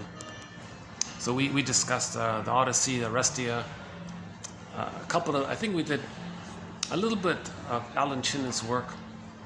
He does something similar to what Robert Bly does. Alan Chin has plucked out 50 fairy tales that sort of center or focus on this midlife examination period. He calls it middle tales or elder tales, right? It's that because the protagonist in the story begins with a loss. He begins like he lost his job or something, or he's divorced, and the starting point is there. So usually it's like a youthful ambition, like the earlier youth tales he calls it. So these tales begin in midlife kind of thing, where they recognize they turn to a statue within, and how do we go from there? So yeah, that's the monomyth. Joseph Campbell calls this the universal common monomyth for all people at midlife, right? To find their golden ball, to be reunited with their feelings, to animate, that kind of thing. Yeah. Philosophers of the mind who argue that the mind is inherently intersubjective. The mind cannot develop without interaction, and by extension, a client's mind cannot change without meaningful interaction. That's our first quote here for today's batch. So the baby's mind developed by the interaction. That's why what we're talking about is how do we heal from interpersonal trauma, relational trauma. The child develops via the relationship. His subjectivity, his selfhood is gonna, his whole happiness and all this, it's gonna depend on that relationship. So if that relationship's faulty, i.e. it's called an insecure attachment style, or he freezes up and he's numb, and he's repeating, distorting in the present. Okay, so yeah, this right. Let's go back to the record for a minute. Okay, if the baby's traumatized before 18 months, because of the constant pain of the mother's constant misattunements, he sees himself onto others, identifies with the aggressor. So in the new situation, he has the record. The record said mother shamed him. He's going to recreate, replay that interaction with the mother in the present with others. The present is a new edition of the past. He's going to recreate the past in the present because the present is still the emotional past. He's stuck in the past. So he's going to manufacture the past in the present. So to do so, in the present, he looks at the record and says, oh, mother shamed me on the record. But with the single personality patterns, okay, those traumatized before 18 months, he identifies with the aggressor. He'll play in the theater thing. He'll play the shaming mother. Himself, he doesn't want it anymore. He's given up on himself, so to speak. He's too angry. He didn't get enough love. He's too pained. He gives it up. So he projected himself onto others. So he sees himself onto others. So in the new situation, when he plays the record, the mother shaming him, he plays the shaming mother, but he already sees himself onto others, so he's shaming others, thinking he's shaming himself. He wants to shame himself, but he can't feel that, so he sees himself onto others. Okay, to be loyal to the record, i.e. loyal to the mother, trying to save the mother, to be loyal to the mother, he'll shame others, thinking he is the others. So he's shaming himself, but he sees himself onto others to not feel the pain. So the trick is he thinks he's being loyal to the mother who shamed him. See, mother, I'm loyal to you. You shamed me. New situation, I'm going to shame myself. I'm loyal to you. But then, like a little trick there, mother, what's that over there? And he shames others. He sees himself on others, shames others. See, mother, I shame myself. So that's called a stinger, because he's hurting others to replay how the mother had hurt him. That's how he's replaying the record. Now this is a negative magic gesture. It's negative. It's a magic gesture. Really? Magically, you think doing this is going to heal you from what happened in the nursery? Do you think shaming others in the present is somehow going to magically zoom you back in a time machine and you're going to get the love that you should have got from your mother? This is nonsense. Absolute nonsense, right? But the positive intention of this is that we are doing this to be aware of what happened in the nursery. We're trying to make amnesic memory into conscious memory. So we observe our behavior as a theater thing to know the actual interaction with the mother. Now, when a person shames others, meaning themselves, seen onto others, they find non-threatening substitute others to play them, or someone who's safe to play their lost innocence, because they're going to play the shaming mother. And they'll keep doing it again. Okay, back to this never enough thing. It's never enough. It never works. It's infinite mourning. It's timeless mourning. It's never enough, because they can shame. Paul Libby Russell, TQ 2119, sort of the lead author on this. TQ 2119, a key pillar quote here. I highly recommend that one. TQ 2119 by Paul Libby Russell. He says you can have 20 lifetimes shaming others to replay and reenact how the mother shamed you as a baby. It's not going to change what happened back in the nursery. It doesn't, right? So it's insatiable. It's never enough. Put it that way. It's never, because it's a loop. It's like an endless vacuum loop or something. The present, nothing in the present. Bergler once put it this way. He said, "Hey, mother of mine, watch this, mother of mine. I'm going to show you how you treated me. You see that innocent person there? Well, when I was a baby to you, I was innocent to you. I'm going to act like you. Watch this, mother of mine. I'm going to shame them the way you shamed me. You see, mother, I'm showing my anger at you. Do you feel convinced to change your ways? Can you magically invent it? Can you now create a time machine, take us back to the nursery and replay the past because I just showed you how you treated me? That's okay. It's not going to work. Right? And so, since it's not going to work, they're still in that state of timeless pain. So they're going to do it again and again. That's why it's never enough. They're going to try again and again, try harder and harder. The only thing that works is consciousness. Bring this to consciousness. Weave a basket, let a bird fly across to lay an egg, and let a new bird come in of consciousness.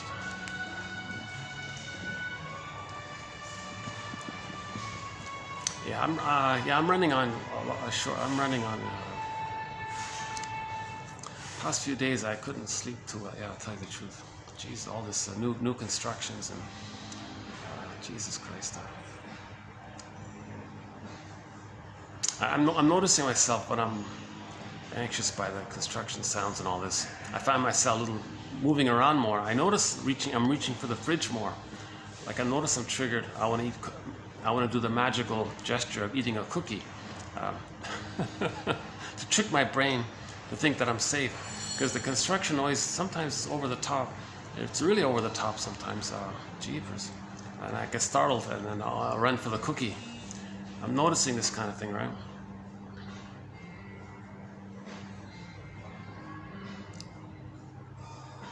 I'm amazed at how my other neighbors can handle it. I don't know how they do it. Jesus.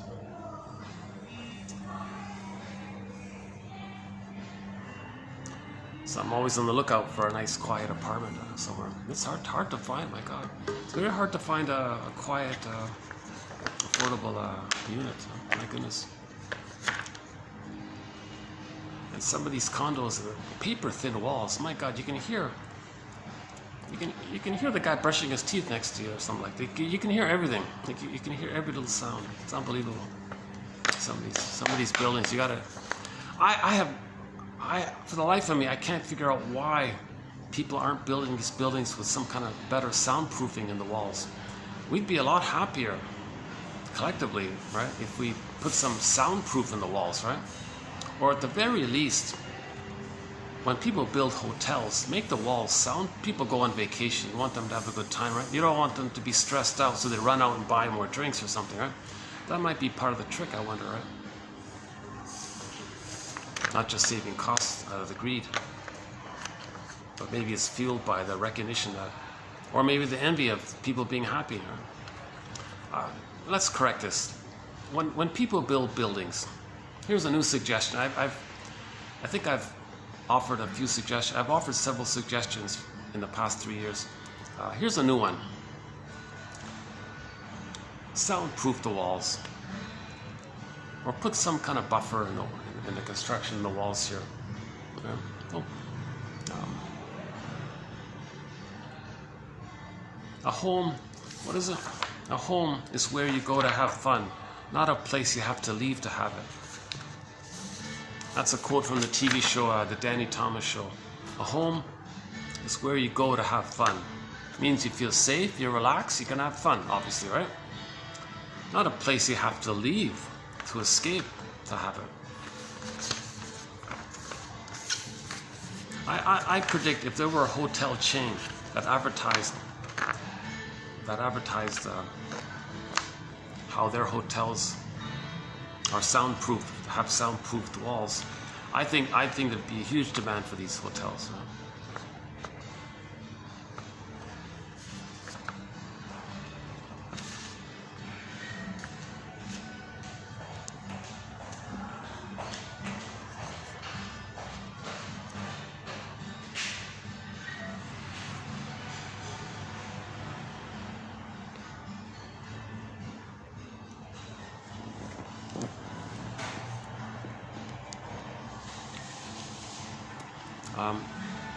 Yeah, so when those with distinct personality pattern repeat their record, replay their record, recreate their record, they don't want to play themselves anymore. They've given that up. They project their wounded, shamed self onto others. Others can be them. They'll be the shaming mother. That's called identification with the aggressor. A drastic, desperate measure the baby adopts to deal with the pain of mother hurting him. He becomes her. He'll forget himself, he'll become her.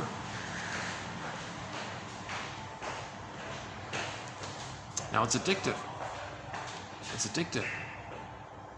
So he's really stuck because he's searching for the endorphins to numb the pain of being traumatized by the mother. So he's always getting the endorphins. Okay, plus, as a side parallel chemistry or whatever, he's in the fusion with mother. Now, when the baby's in the fusion with mother, there's the blissful feeling that he had in the uterus, one with the powerful mystery. Like you get a glimpse of it when people fall in love on the honeymoon phase of a relationship. They get a glimpse of that, right? The baby you get a bit of that. So that's why it's so. That's why narcissism, or the egocentricity, that oneness, is named after that little white flower, the narcissus flower. That narcissus flower means you're one with the powerful mystery. It's all about you and everything's for you. So when the baby identifies with the aggressor, they're one with the mother. When they act like the mother, they're one with the mother. So they're always in a blissful state. So when they act like one of the stinger personality patterns, when they shame others, they're in a blissful state with the mother. That's called Schadenfreude.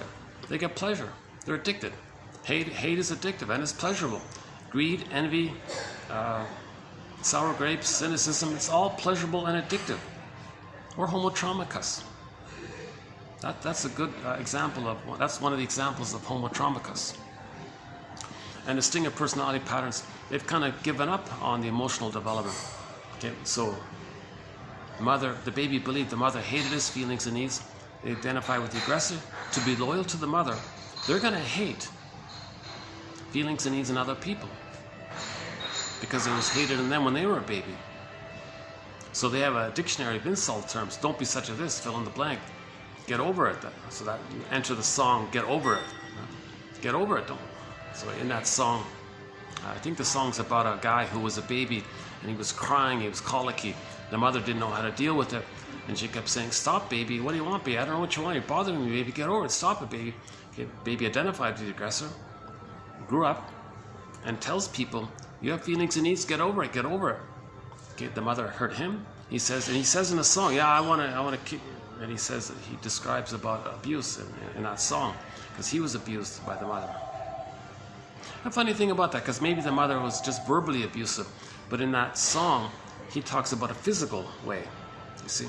Because when the baby's emotionally abused, his neurochemistry thinks maybe it's physical, it's the same. So when he identifies with the aggressor, he may act in a physical way to represent the emotional trauma. because the brain can't tell the difference, Jeanette Paris says. Jeanette Paris says the brain can't really tell the difference.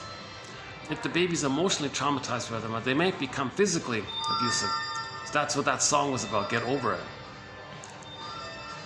So that's one of the songs, I think, that fits in with the Stinger personality patterns, where if someone else shows some kind of quote-unquote complaint or something,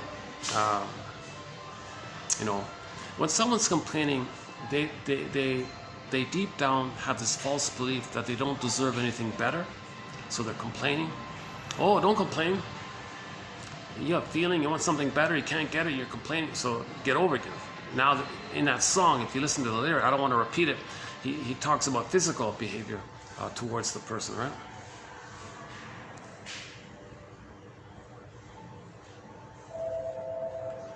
Another obnoxious, on the topic of song, another obnoxious song, lyrically at least, is Everybody Wants to Rule the World song. No, nonsense. Not all babies are traumatized before 18 months. The baby thinks he rules the world up until 18 months. The baby's one with the mother.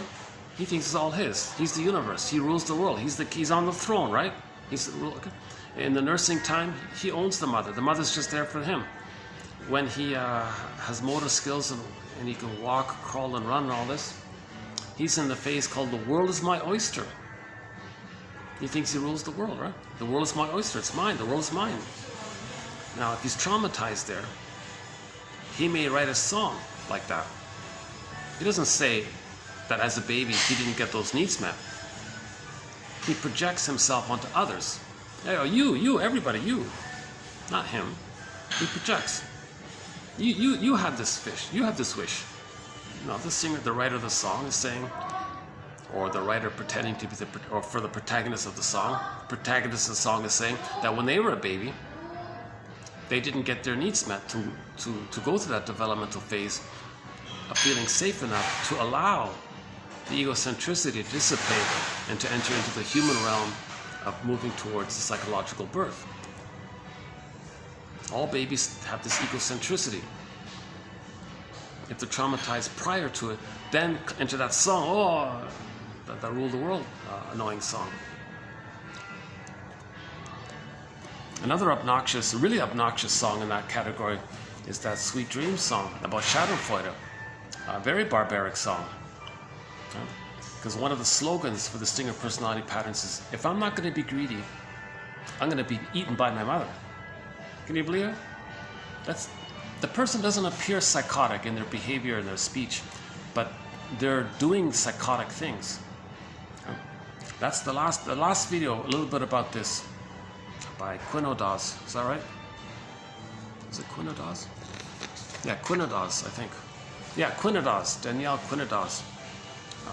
The person appears sounding reasonable, but they're doing something that's psychotic or perverse, or meaning they think that if they're not going to be greedy onto others, that if they don't do it, they think their mother's going to eat them. So the witch won't eat me. In the Odyssey, the Cyclops eats the people. In the White Bear King Valaman, the Borg Queen gobbles up the fellows, uses their bones as toothpicks. They think, well, I better be the aggressor. I better be the hungry wolf. It's my greed or your greed. Okay, so what's going on here? Okay, the baby, when the baby's enraged at his mother, too much excitation, he projects, back to projection. The baby projects his rage onto the mother image. So now he creates a psychic reality of his mother. The mother is just a benign bad breast, but he projects his rage onto that and creates a psychic reality for him. Now the bad breast becomes an enraged entity.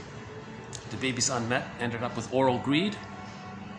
Never enough, oral greed, insatiable oral greed, devouring. He has a fantasy to control the breast, devour the breast, possess the breast, control the breast, have the breast.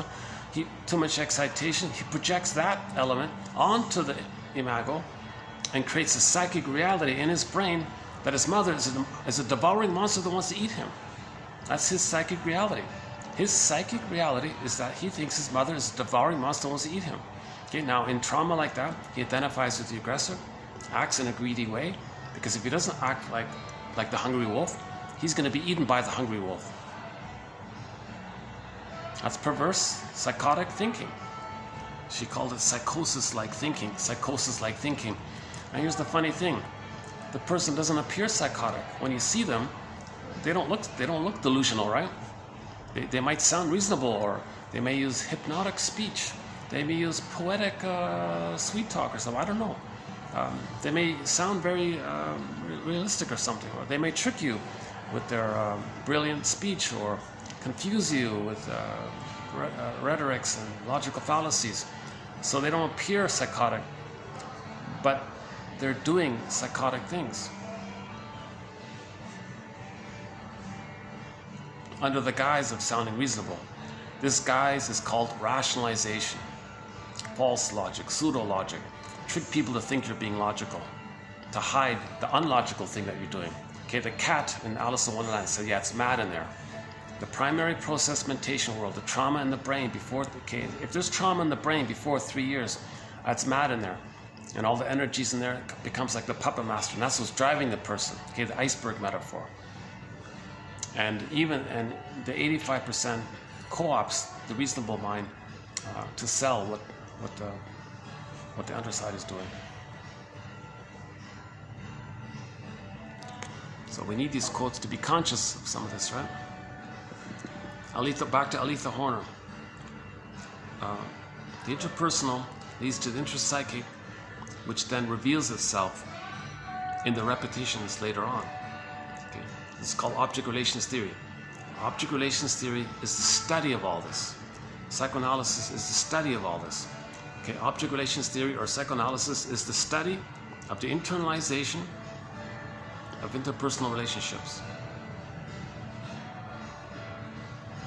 Okay, the goal is to unpick the threads of this traumatic script and then use those threads to weave a new, healthier script. One shrink said to the lady, "Oh yeah, these problems you're telling me, we may say that this is what your script is doing to you, your intrapsychic internal working model. Okay, your schema is doing to you. This is what your blueprint is doing to you. Let us, as a team, like partners, let's work together as a team to see if we can update this blueprint, correct this blueprint or something." Right? Yeah, the last video, yeah, 18 about the blueprint, not a bad one.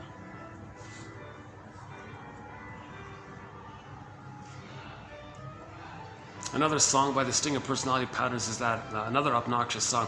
I'm going to be 18 forever. I don't want to grow up, the Peter Pan song. I don't want to grow up. I'm going to be a teenager forever. Who cares? And he's bouncing up and down with narcissistic pride. I'm going to be a teenager forever. I'm never going to grow up. I'm never going to grow up. Never be an adult, right? So this is the pursuit of the throne. Okay, it's called complicated grief. This pyrrhic victory of not mourning the loss.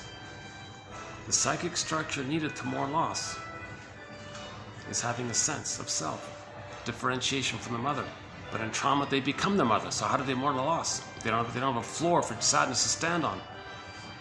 Okay, the solution is forgiveness. With the forgiveness and the recognition, we get a floor, and sadness appears while we're developing the floor.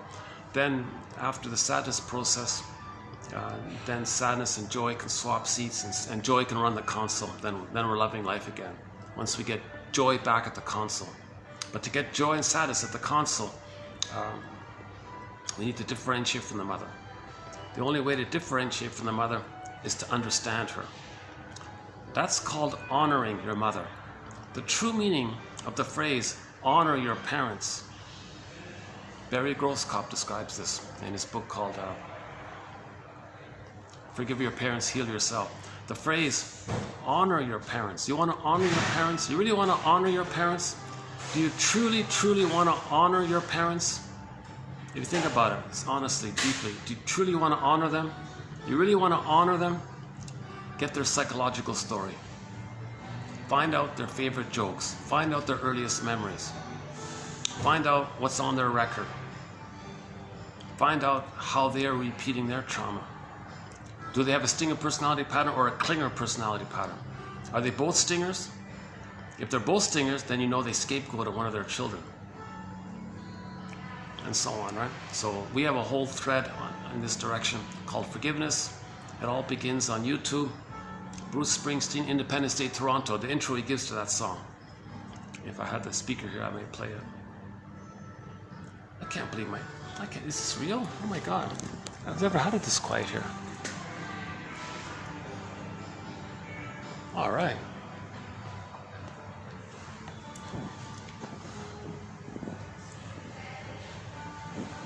Oh, that's great. Well, that's encouraging, so maybe I'll be able to come back. It's funny, I almost gave up on this place. Let's try it one more time, yeah.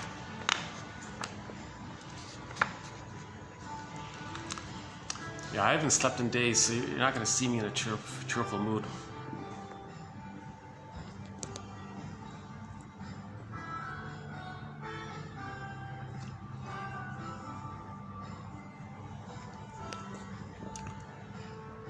Okay, there's a whole wealth of material about distinct personality patterns, right? So we mentioned the songs, a little bit about the song. There are other songs on there. That obnoxious song, the Sweet Dreams one. Yeah, some hurt, some are hurt. Oh, isn't that fun? What a sick song. So a lot of the sickest songs come from the distinct personality trauma place. The perversion of Schadenfreude. Hurting others to replay how your mother had hurt you, and being gleefully delighted in the Schadenfreude of being one with your mother doing this. Who cares about yourself? Others can play you, and then you can hurt yourself over there, them.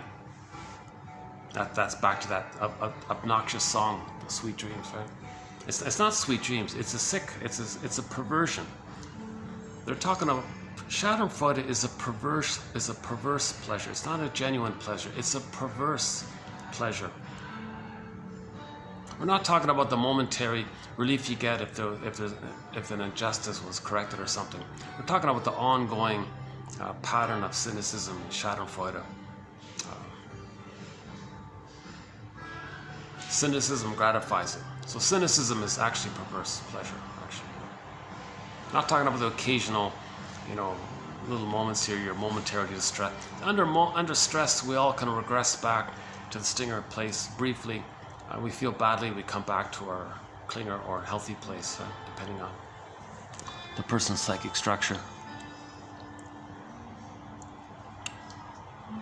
Implicit memory is non-conscious knowledge of how to do things, including how to relate to people and the quality of relationship experiences. Yeah. So this is all called implicit memory. We want to make implicit memory more explicit. That's Hermes flying across, right? How the client uses the past and the present. We look at that. We look at how the client defends against re-experiencing the pain felt in the past. Yeah. So we repeat because we don't want to repeat, we don't want to re-feel the pain again. So we identify with the aggressor. How has the past been understood or translated? Yeah. See, the baby doesn't see the reality of the mother. The first mother is the breast mother, right? The baby doesn't have like a direct image of the breast mother being kind of benign or a little bit unpleasant. It's wildly exaggerated. His experience of the breast mother is that the breast mother is a monster that wants to eat him. He transforms a benign image of a breast mother who wasn't maybe perfectly available or something, or a little frustrating, not as being like a little elusive, but he projects his rage and oral greed onto it and thinks the breast mother wants to gobble him up. That's the psychic reality. How the past has been translated.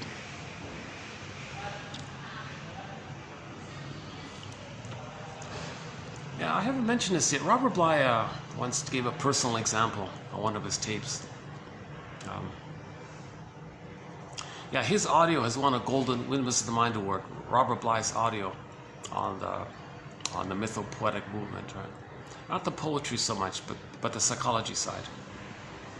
He gave a personal example where he went to the therapist or something, and the therapist said, "Give me 2 of your earliest childhood memories before the age of 10.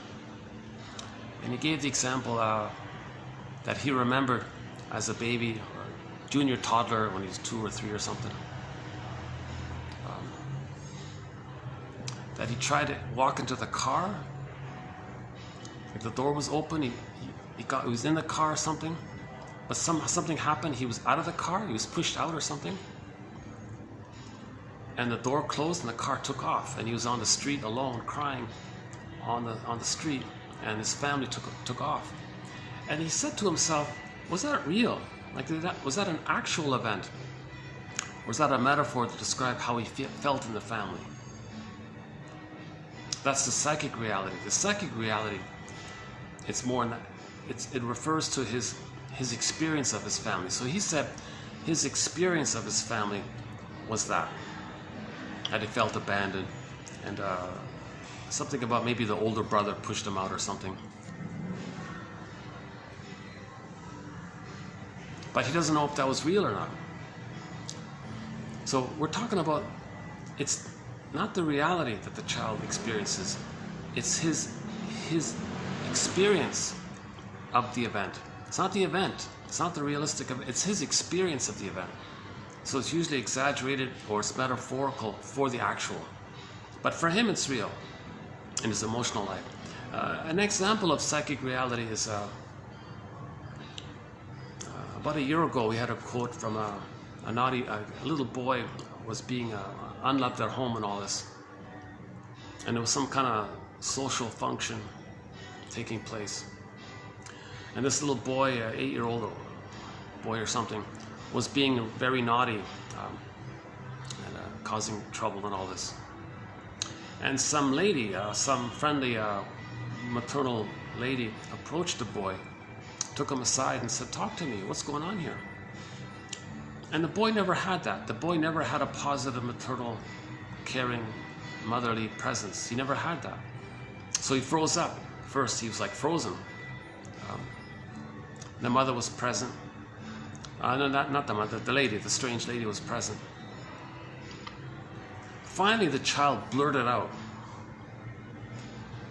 the farmer shot my dog." So it turned out the child doesn't have a dog. He came up with some kind of image or metaphor to describe his emotional experience of his home life. His home life feels like that, like he felt hurt inside. He felt like all the shouting maybe froze him up inside. Like he felt flat or dead inside, right? By the shouting of the parents. So he was in an emotionally abusive home or something. The parents were shouting or something, and he felt kind of dead inside or something. So how does he describe that to somebody later on? So he came up with some kind of metaphor. "Oh, the farmer shot my dog." That was a metaphor to point to his emotional truth. So the metaphor describes his emotional truth. So Robert Bly's example of being left on the curb or something in the car, his family driving off, that's more like an emotional truth. We don't know if it's actually true, right?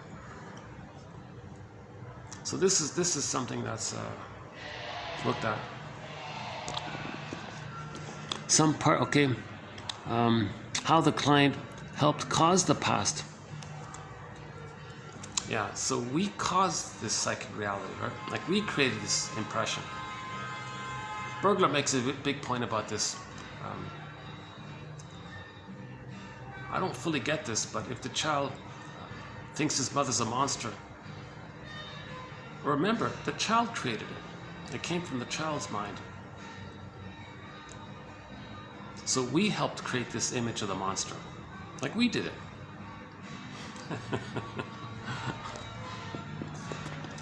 Okay, and now uses and perpetuates it. Yeah, repetition compulsion. Yeah, that's what I liked about Enrico Jones. He quoted Betty Joseph. Anybody who can quote Betty Joseph, he's got to be. She's a tough reader. I try to read her. So I'm glad when a clear. Here's a good example of what we're talking about here. I might not have many quotes from Betty Joseph, but if someone else read it and can paraphrase it more clearly, like Enrico did, then we'll include it, right? Again, so in therapy, we look at how the client uses the past in the present, okay, Confirmation bias distorts the present to fit the past. See the present in terms of the lens of the past. And that Kant guy calls it temporal spatial spectacles. We create these spectacles like a lens. And we see the present through the lens. So we're going to filter out the reality of the present, cherry pick, distort, blow up, minimize, exaggerate. Oh, well, the landscaping crew just passed by.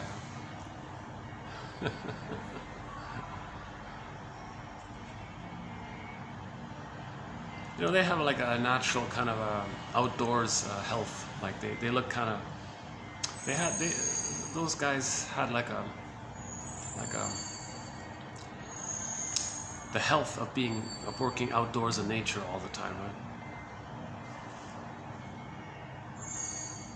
Versus some of the smokers out there.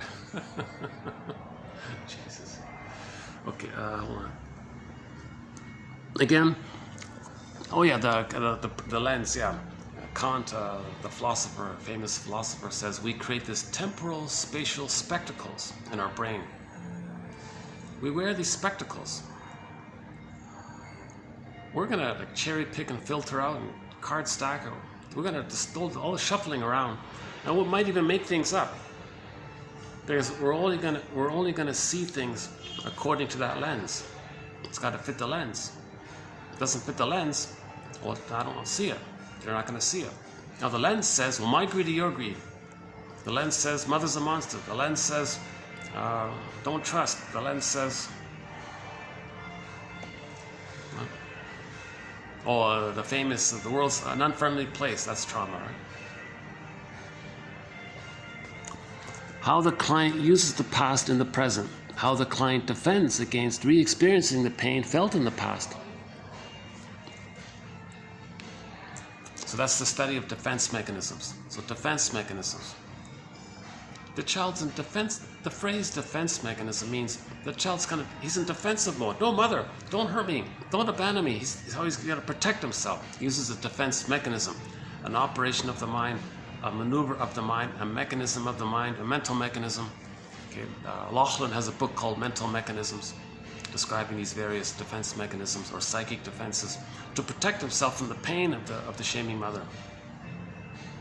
So we look at projection, projective identification, reaction formation, rationalization, okay, identification with the aggressor, undoing a little bit,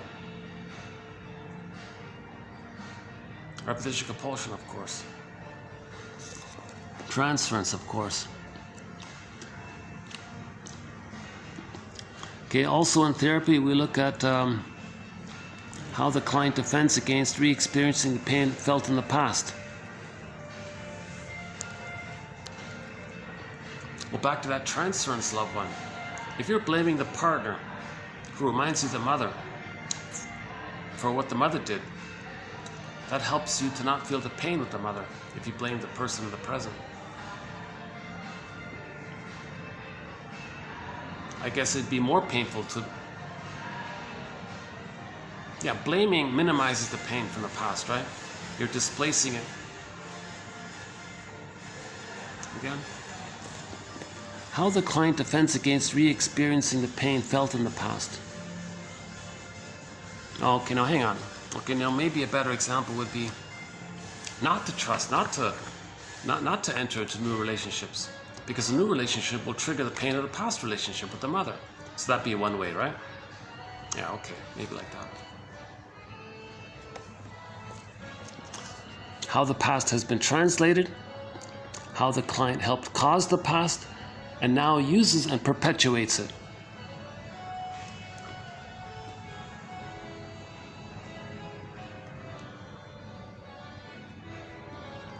The past is an amalgam of facts about the client's life, the way the client was treated in early life, the child's reaction to this, the parents' response to the child's reaction, and the client's fantasy about all this. Back to Betty Joseph. Yeah, see there, that's a good one, right? The past is an amalgam, okay, like a compilation somehow, like a bundle.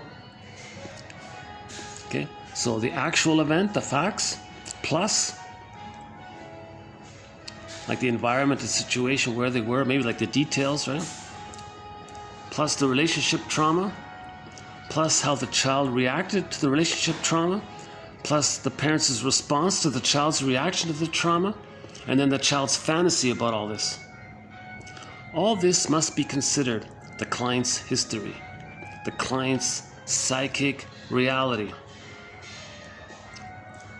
The emphasis, then, should not be so much on discovering new facts about the past, but on the meaning of this psychic reality.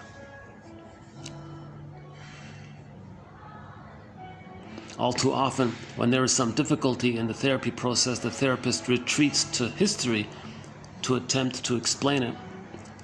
It is more useful to identify representations of the client's history in the present. Transference, repetition in which the client acts unconsciously in place of a capacity to remember. Implicit memory is non-conscious knowledge of how to do things, including how to relate to people and the quality of the relationship experiences. Think about that, right? We record the quality of that first relationship. It's recorded, the quality of the relationship between the baby and the mother. That's recorded in the baby's brain.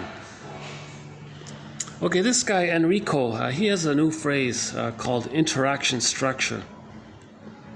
Sort of like repetitive relationship pattern, right? Transference, countertransference. So he calls the reenactment of the past and the present and the resulting transference and countertransference. His jargon is interaction structure. Okay, interaction structures can be thought of as a new version of history relived in the context of therapy.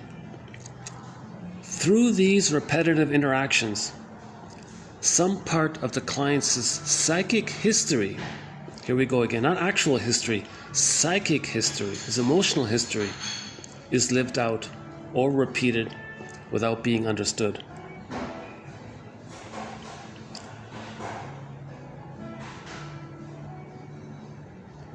The recovery of memory will not likely in and of itself lead to change. Therapeutic action, or the impetus for client change, lies in the discussion, reflection, and elaboration of mental representations as these become manifest in the repetition. Again, we're talking about the child's understanding of the past, not the actual past. Although the actual past was painful, the child wildly exaggerates it into monsters and so on. Therapy. Okay, to bring into clients' awareness how they avoid knowing about themselves. Okay, sometimes called defense analysis.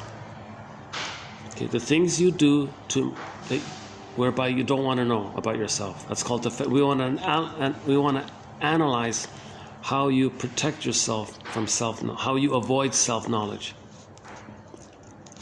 Yeah. So as long ago they said, well, get the content. Now the theory is no. Defense before content.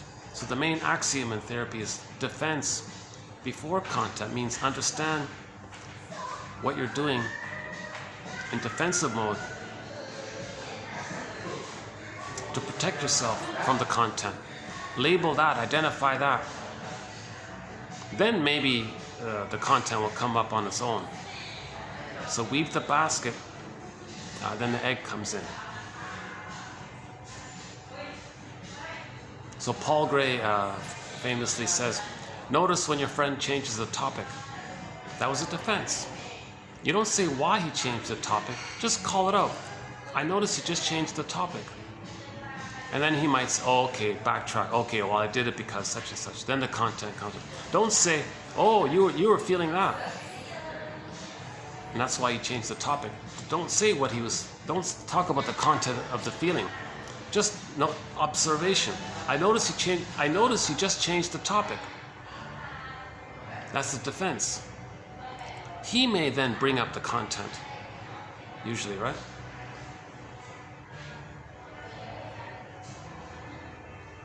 So defense before content. It's more helpful. It's more helpful than saying, "Oh, you were feeling pretty badly about what you were just talking about, and that's why you changed the topic." Maybe do it the other way around. I noticed he changed the topic. I wonder what was going on at that moment, just prior to your decision to change the topic, and let them volunteer the content if they want, right? Defense analysis. To bring these defensive maneuvers into awareness. How and when these protective measures are active. To promote greater understanding of how they avoid experiencing repudiated, repressed feelings and ideas, and observing such processes repeatedly over time. A diminished reliance on defensive processes enhances the capacity for self-reflection. Okay, now resistance is the interpersonal manifestation of defense. So it's basically synonymous. Some people call it defense analysis, some people call it resistance analysis.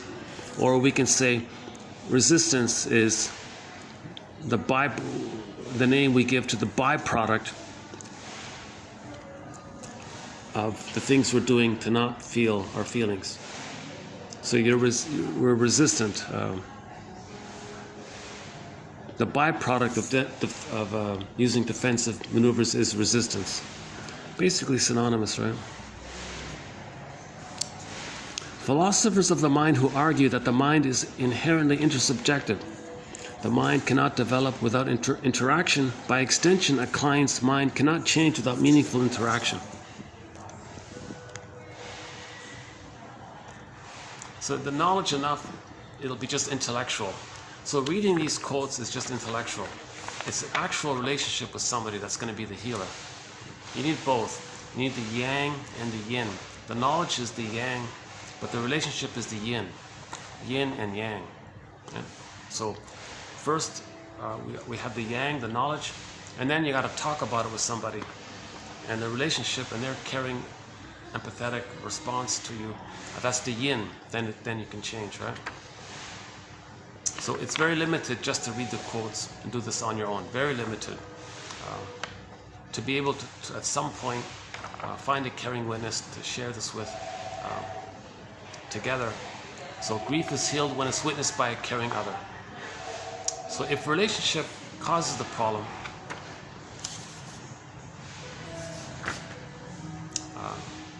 the interaction with somebody else who's different from the parent, while talking about all this, is going to be the healer, right? Okay, that's 2719, yeah. Not bad, right? Enrico Jones, way to go, yeah.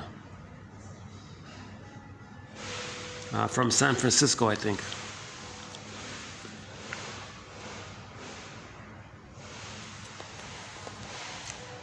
You know, maybe what I'll do is let me hit the pause button. Let me just take a few minutes break,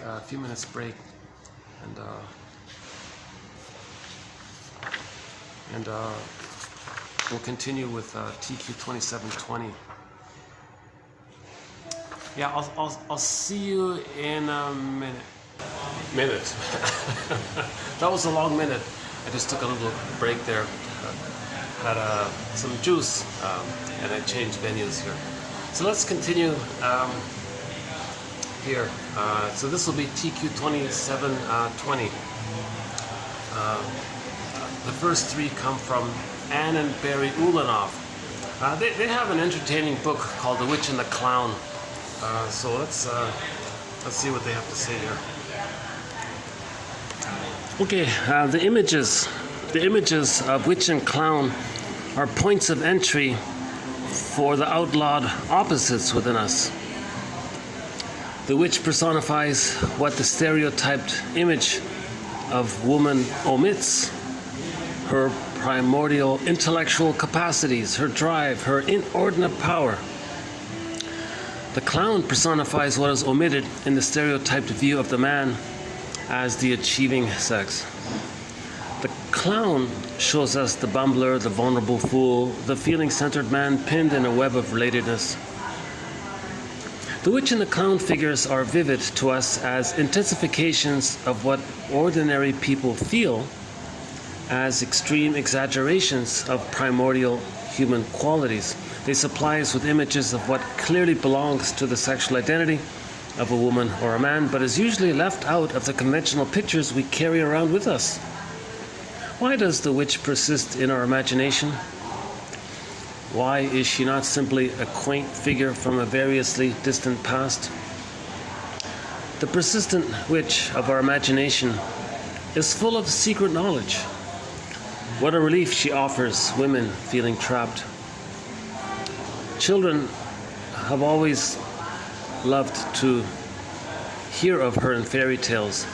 They still revel in her appearances in comic book and television versions, where she appears sometimes as a charming magician in everyday life, for example that Bewitched TV show, sometimes as a nightmarish villain.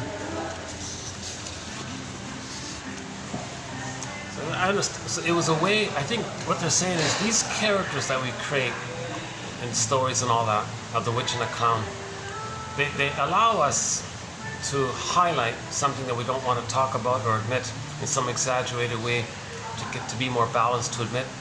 So for the fellow, we don't want to talk about his clumsiness, his mistakes. So we create a character called the clown to wildly exaggerate it, to admit that every man might be a little bumbling somehow, makes mistakes and all this. And we don't want to admit that the lady is sometimes very devious and all this, but we want to talk about it somehow. So we create the witch character, right? And women like it because it gets them in touch with their power. Right? I think that's all it is. So it's just a general pattern of the shadow side of the women, the witch character, the shadow side of the man, the clown character, to help us be more balanced and just, it's a literature technique to own aspects of ourselves that we don't admit or talk about too much. That's all it means. It's not insulting anybody, nothing like that. And they have a whole book just on this point, basically. It's called The Witch and the Clown, right? I remember there's a proverb, a French proverb, women are devious and men are fools or something. It's sort of in that area. So it's just the whole discussion around this. I thought I would include it a little bit. Okay, next one here. We'll see if we can update that one. One reason why psychotherapy is apt to be a slow business is that changing attitudes takes time and repeated correction, sometimes called working through. Although certain insights may come in a flash, making use of these insights requires patient application.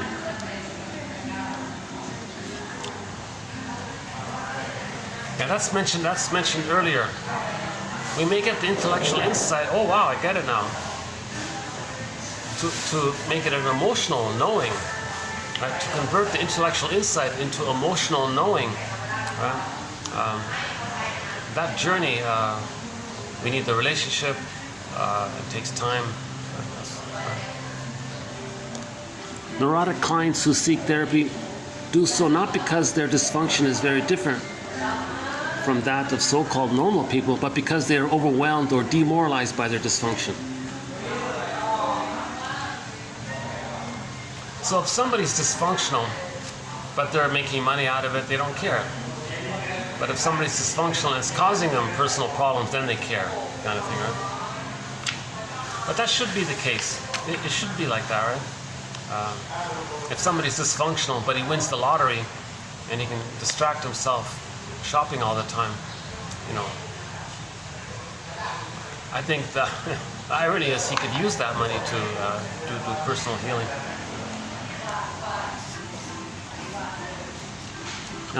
Okay, this idea of the mature personality, well, two main qualities of the mature personality include, one, that the person as a child had quote-unquote good enough mothering, so-called pre-Oedipal, right? Good enough. And the healthy resolution of the family triangle issue, leading to identification with both parents.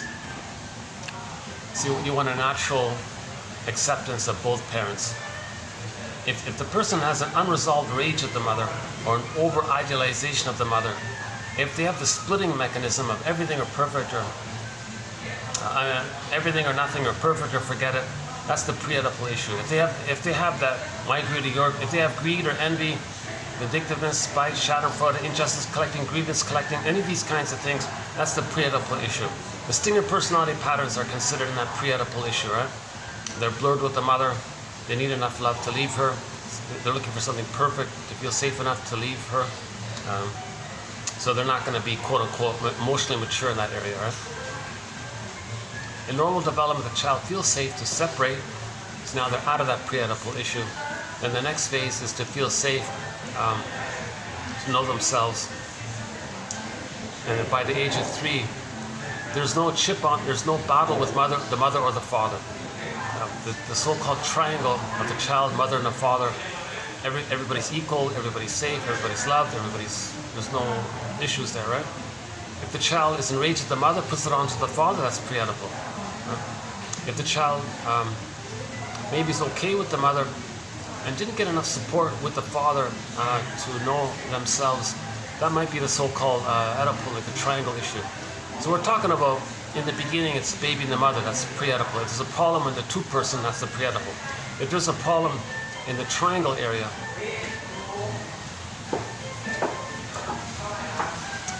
meaning you can accept two people equally, meaning you're not bogged down with jealousy or envy that one might have the other. Right?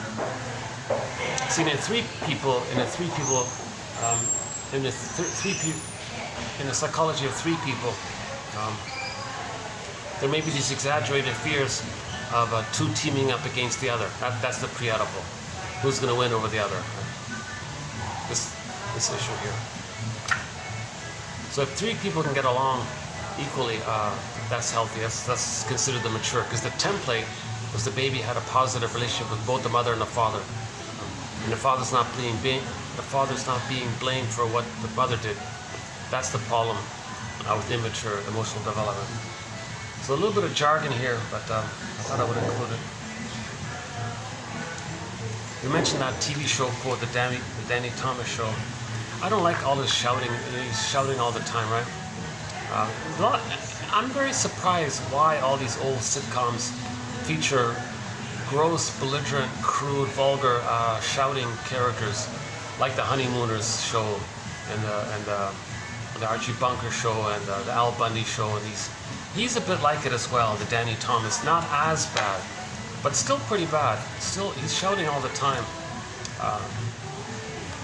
He's a little bit less intolerable, but so I don't get that. Yeah, why? That's what I don't like about these kinds of things. Because one of the child actors spent his whole childhood being shouted at by that actor.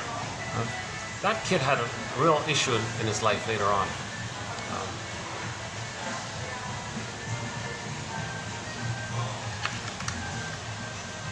But anyways, I like this quote here. Well, home is where you go to have fun. Not a place you have to leave to have it.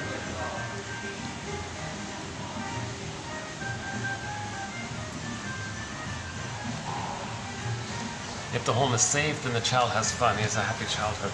Right? If the child dreads going home, right, or makes excuses to avoid it, Okay. In the last video, we did some short definition quotes by a guy named David Stott. So we'll just finish up with a few more here. Okay, this issue of so-called hysteria Disassociation is one of the main characteristics of it. So they don't feel present to themselves. That's an aspect of disassociation. So this exaggerated emotionality, they don't feel present and they're not connected with their feelings. So what they're engaged in is a lot of so-called racket feelings. Well, what are you really feeling underneath the racket feelings?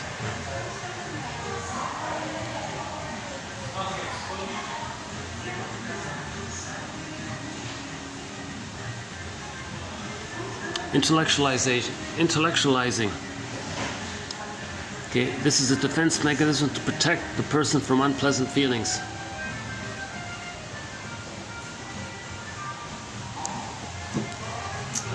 One quick second, hold a second.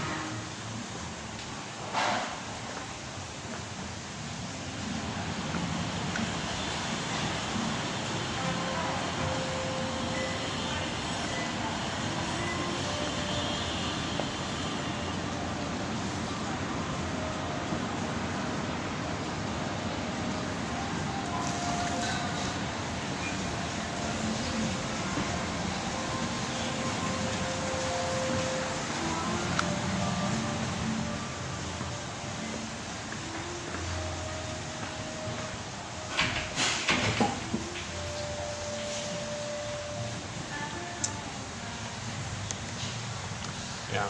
So the idea is to use knowledge to make it feel safe to accept our feelings, not to use knowledge to push our feelings away.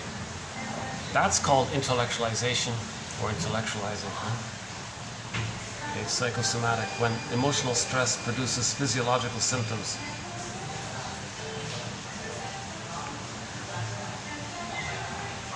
So the image is water converts to ice.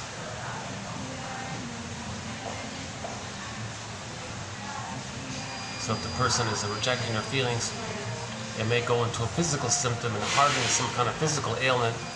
That's the image, that's the analogy of water to ice, feelings to body, and psychosomatic. Okay, last one here, the famous phrase groupthink, yeah, doublethink. Oh no, this is different. No, groupthink is different from doublethink, sorry. Groupthink, the term, when all of the people in a society are told what to think, and people's critical faculties become dulled.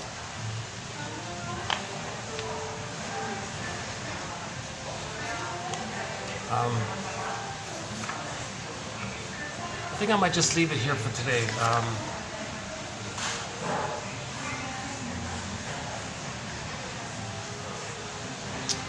One more sec, hold on.